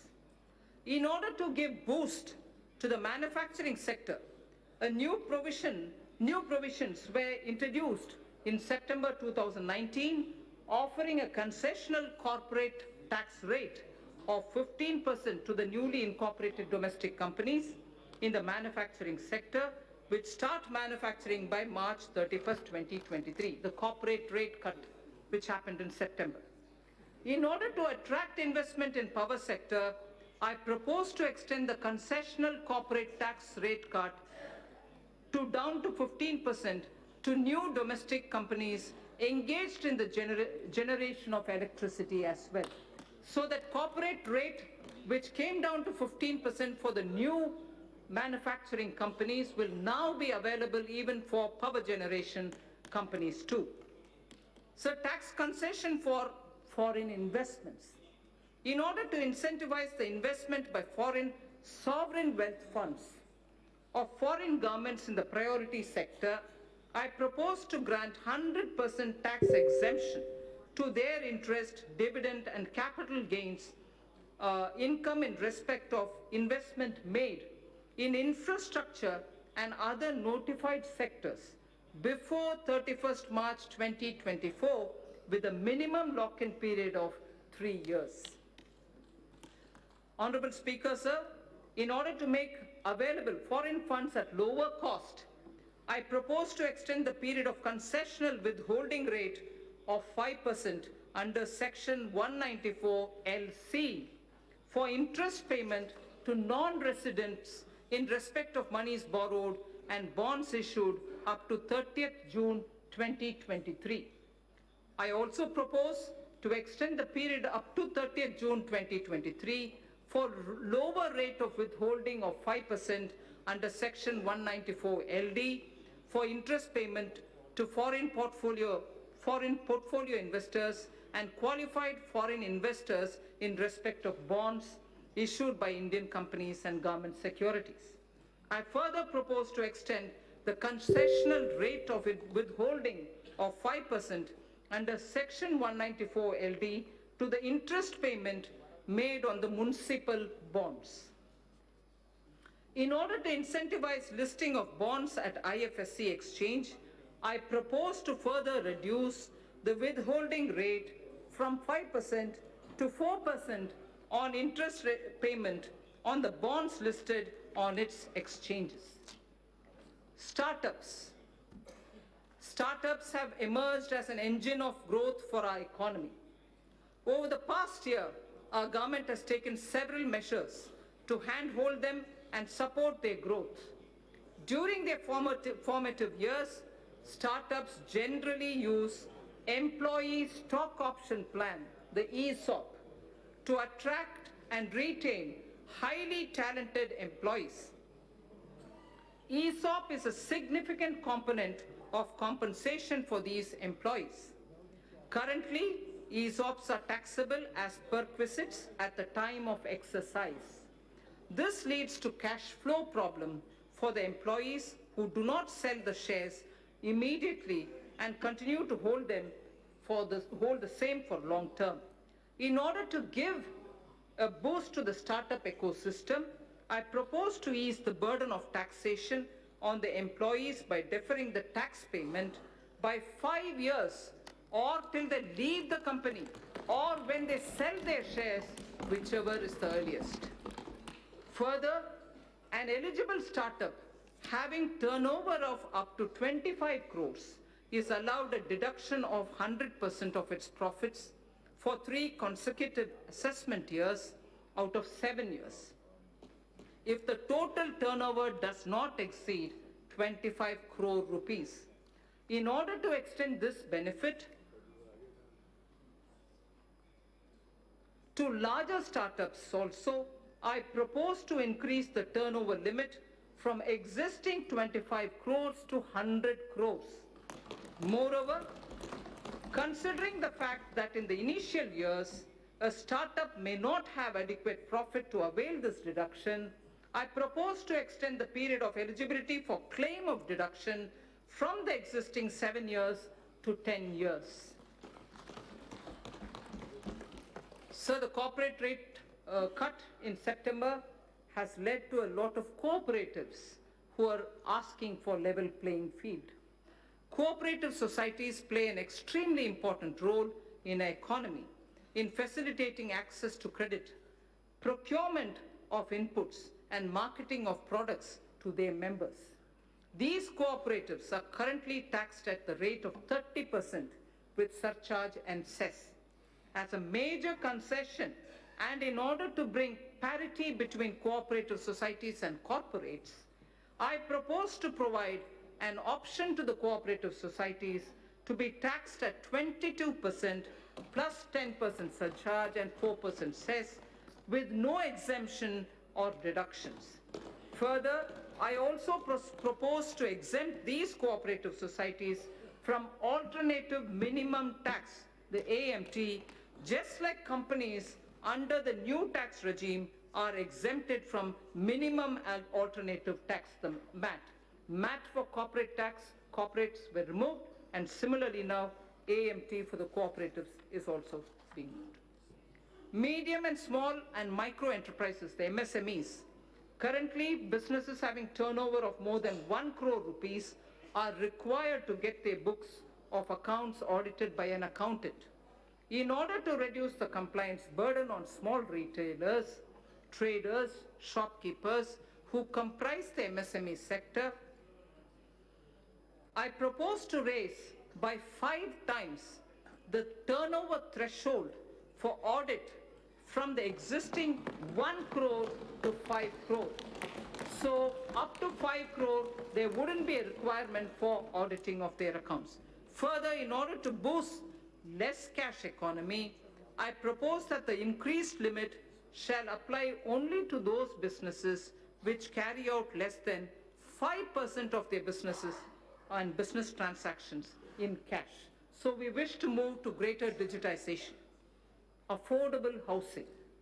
For realization of the goal of housing for all and affordable housing, in the last budget, I had announced an additional deduction of up to 1,50,000 rupees for interest paid on loans taken for the purchase of an affordable house. The deduction was allowed on housing loans sanctioned on or before 31st March 2020. In order to ensure that more persons avail this benefit and to further incentivize the affordable housing, I propose to extend the date of loan sanction for availing this additional deduction by 1 more year. Further, in order to boost the supply of affordable houses in the country, a tax holiday is provided on the profits earned by developers of affordable housing projects approved by 31st March 2020. In order to promote the affordable housing projects, I propose to extend the date of approval of affordable housing projects for availing the tax holiday by 1 more year again. I propose to extend the date of approval of affordable housing projects for availing this tax holiday by 1 more year. So next is the concession to real estate transactions. Currently, while taxing income from capital gains, business profits, and other sources in respect of transactions in real estate, if the consideration value is less than the circle rate by more than 5%, the difference is counted as income both in the hands of the purchaser and the seller. In order to minimize hardship in the real estate transaction and provide relief to the sector, I propose to increase the limit from 5% to 10%. Charity institutions. Acknowledging the important role played by the charitable institutions in the society, the income of these institutions is fully exempt from taxation. Further, donations made to these institutions are also allowed as deduction in computing taxable income of the donor. Currently, a taxpayer is required to fill the complete details of the donation done in the income tax return for availing deduction. In order to ease the process of claiming deduction for donation, it is proposed to pre-fill the donee's information in taxpayer's return on the basis of information of donations furnished by the donee. This would result in hassle-free claim of deduction for the donation made by the taxpayer. Further, in order to claim the tax exemption, the charity institution have to be registered with the income tax department.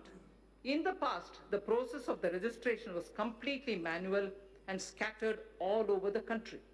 In order to simplify the compliance for the new and existing charity institutions, I propose to make the process of registration completely electronic, under which a unique registration number shall be issued to all new and existing charity institutions.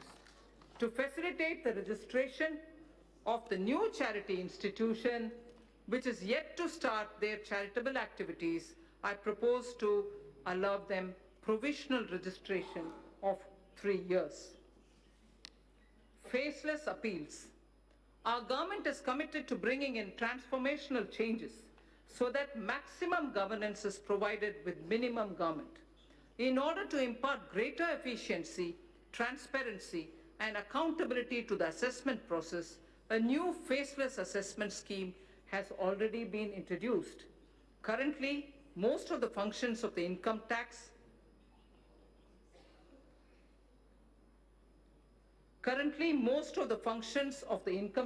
department, starting from the filing of return, processing of returns, issuance of refunds, and assessment, are performed in the electronic mode without any human interface.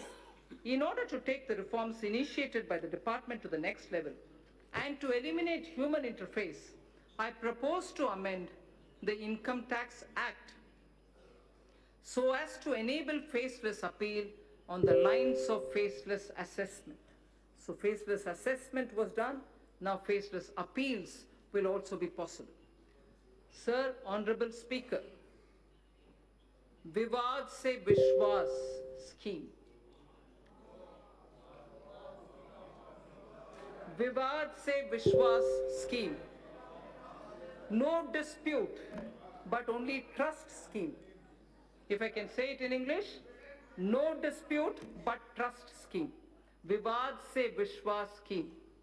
Sir, in the past, our government has taken several measures to reduce tax litigations. In the last budget, Sabka Vishwas scheme was brought in to reduce litigation in indirect taxes. It resulted in settling over 1,89,000 cases. Currently, there are 4,83,000 direct tax cases. 4,83,000 direct tax cases pending in various appellate forums, Commissioner of Appeals, Income Tax Appellate Tribunal, High Court, Supreme Court, and so on. This year, I propose to bring a scheme similar to the indirect tax Sabka Vishwas scheme for reducing the litigation even in the direct taxes. Under the proposed Vivad se Vishwas scheme, a taxpayer would be required to pay only the amount of disputed tax and will get complete waiver of interest and penalty provided he pays by 31st March 2020.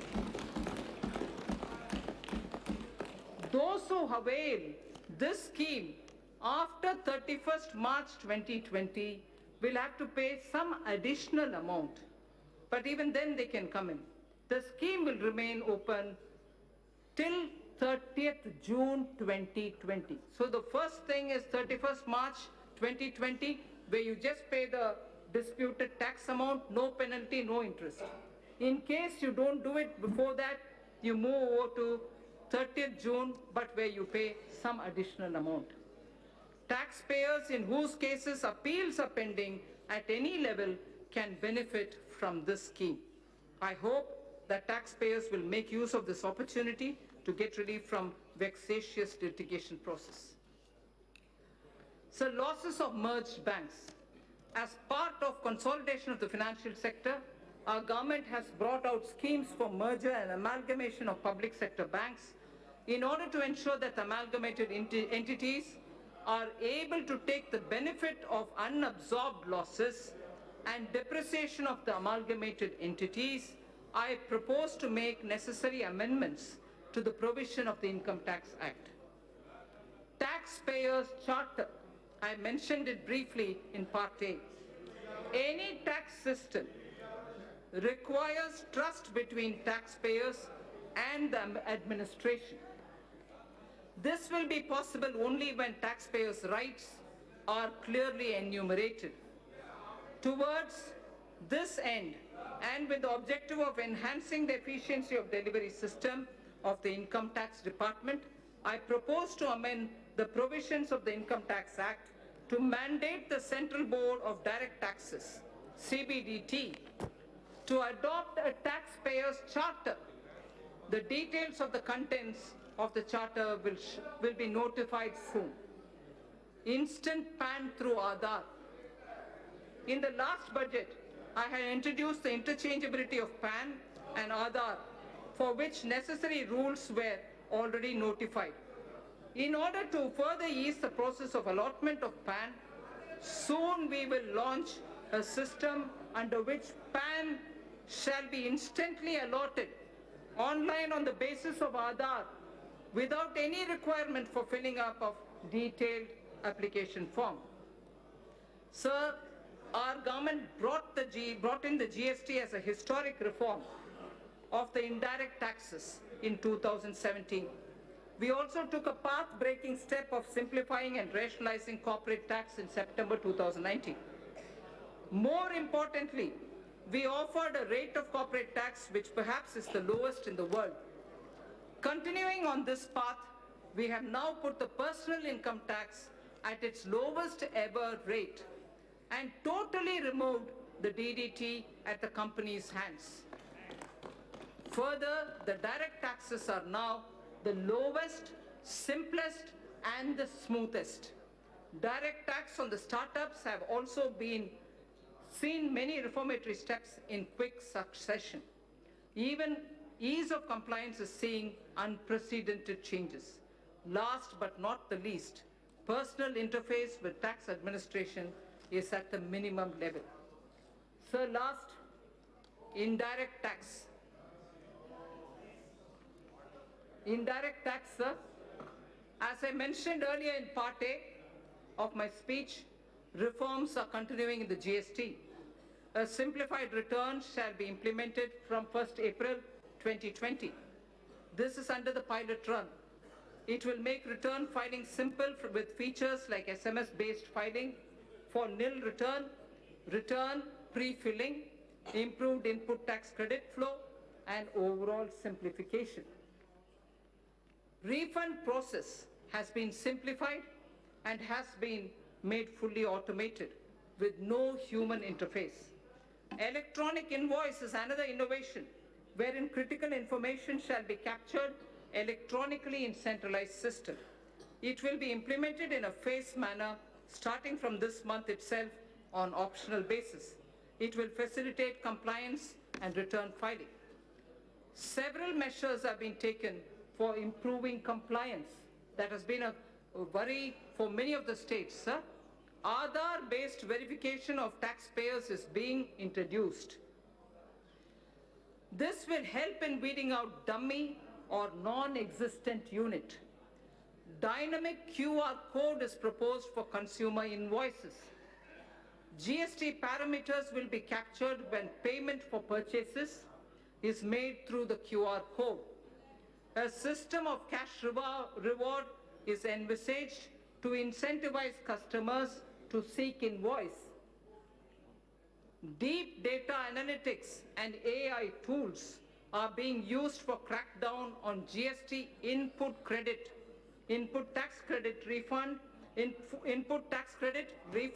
other frauds, and to identify all those who are trying to game the system. Invoice and input tax credit matching is being done, wherein returns having mismatch more than 10% or above a threshold are identified and pursued. Significant policy level changes have also been made. GST rate structure is also being deliberated upon so as to address issues like inverted duty structure. Customs. A number of measures have been taken for ease of doing business. India's quantum leap in the trading across border parameter of ease of doing business rankings by the World Bank is a testimony to these efforts. India's rank on this parameter improved from 146 to 80 in 2018 and further to 68 in 2019. Measures have also been taken for providing a level playing field to our domestic manufacturers, particularly the MSME sector, and for securing our borders. It has been observed that imports under free trade agreements are on the rise.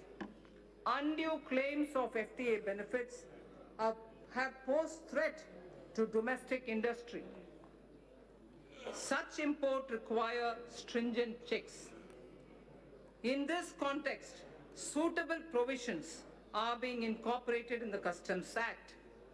In the coming months, we shall review rules of origin requirements, particularly for certain sensitive items, so as to ensure that FTAs are aligned to the conscious direction of our policy.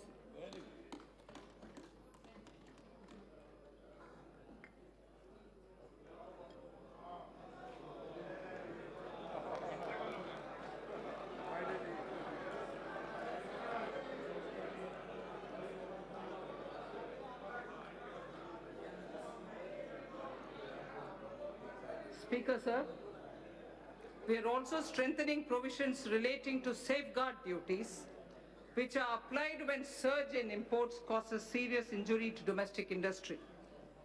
Amended provisions shall enable regulating such surge in imports in a systematic way. The provisions for checking dumping of goods and imports of subsidized goods are also being strengthened for ensuring level playing field for domestic industry. These changes are in line with international best practices. Exemptions from customs duty have been given in the public interest from time to time. However, a number of these have outlived their utility or have become outdated. On review, certain exemptions are being withdrawn. Remaining customs duty exemptions shall be comprehensively reviewed by September 2020 for taking a view on their relevance. I propose to crowdsource suggestions for such reviews. Suggestions would also be invited in respect of the customs laws and procedures for aligning them with the needs of changing times. Sorry.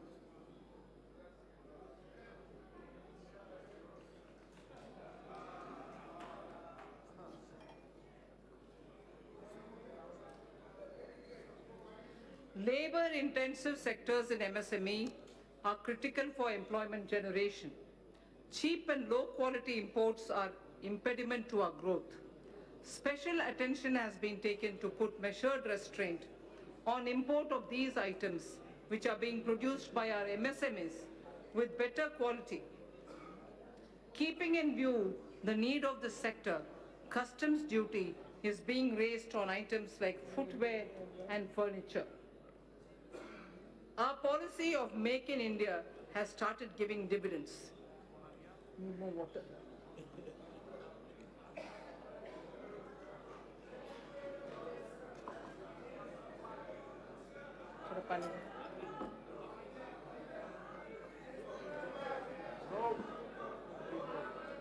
Our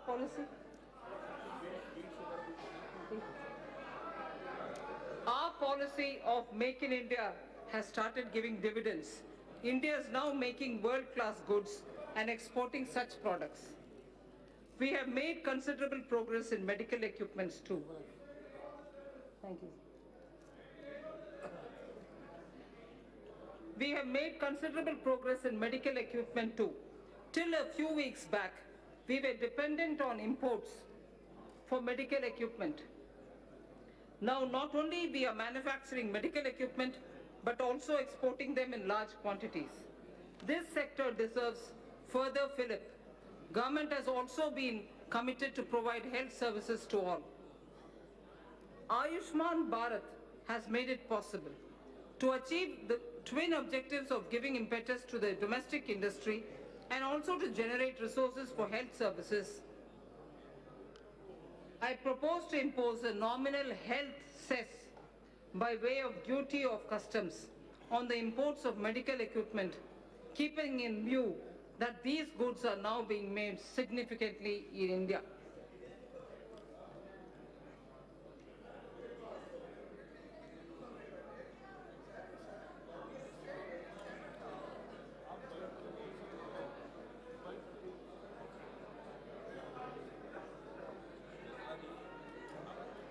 I'm fine.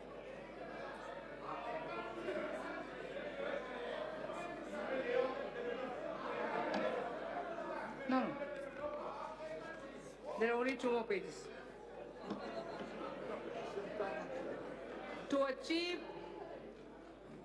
To achieve the twin objectives of giving impetus to the domestic industry and also to generate resources for health services,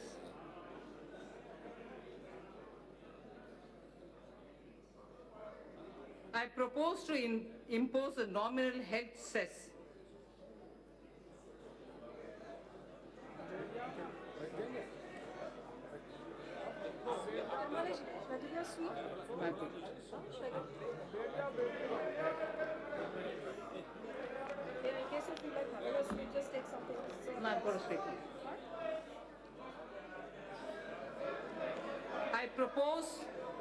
I propose to impose a nominal health cess by way of duty of customs on the import of medical equipment. Keeping in view that these goods are now being made significantly in India, the proceeds of this cess shall be used for creating infrastructure. So I think I will lay the rest of the pages, sir. Please consider as read. Thank you.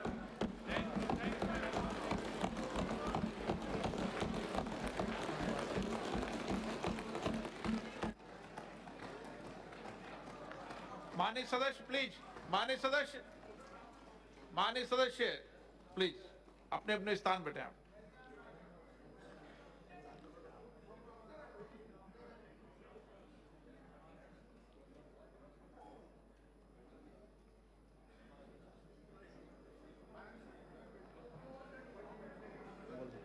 Item number 3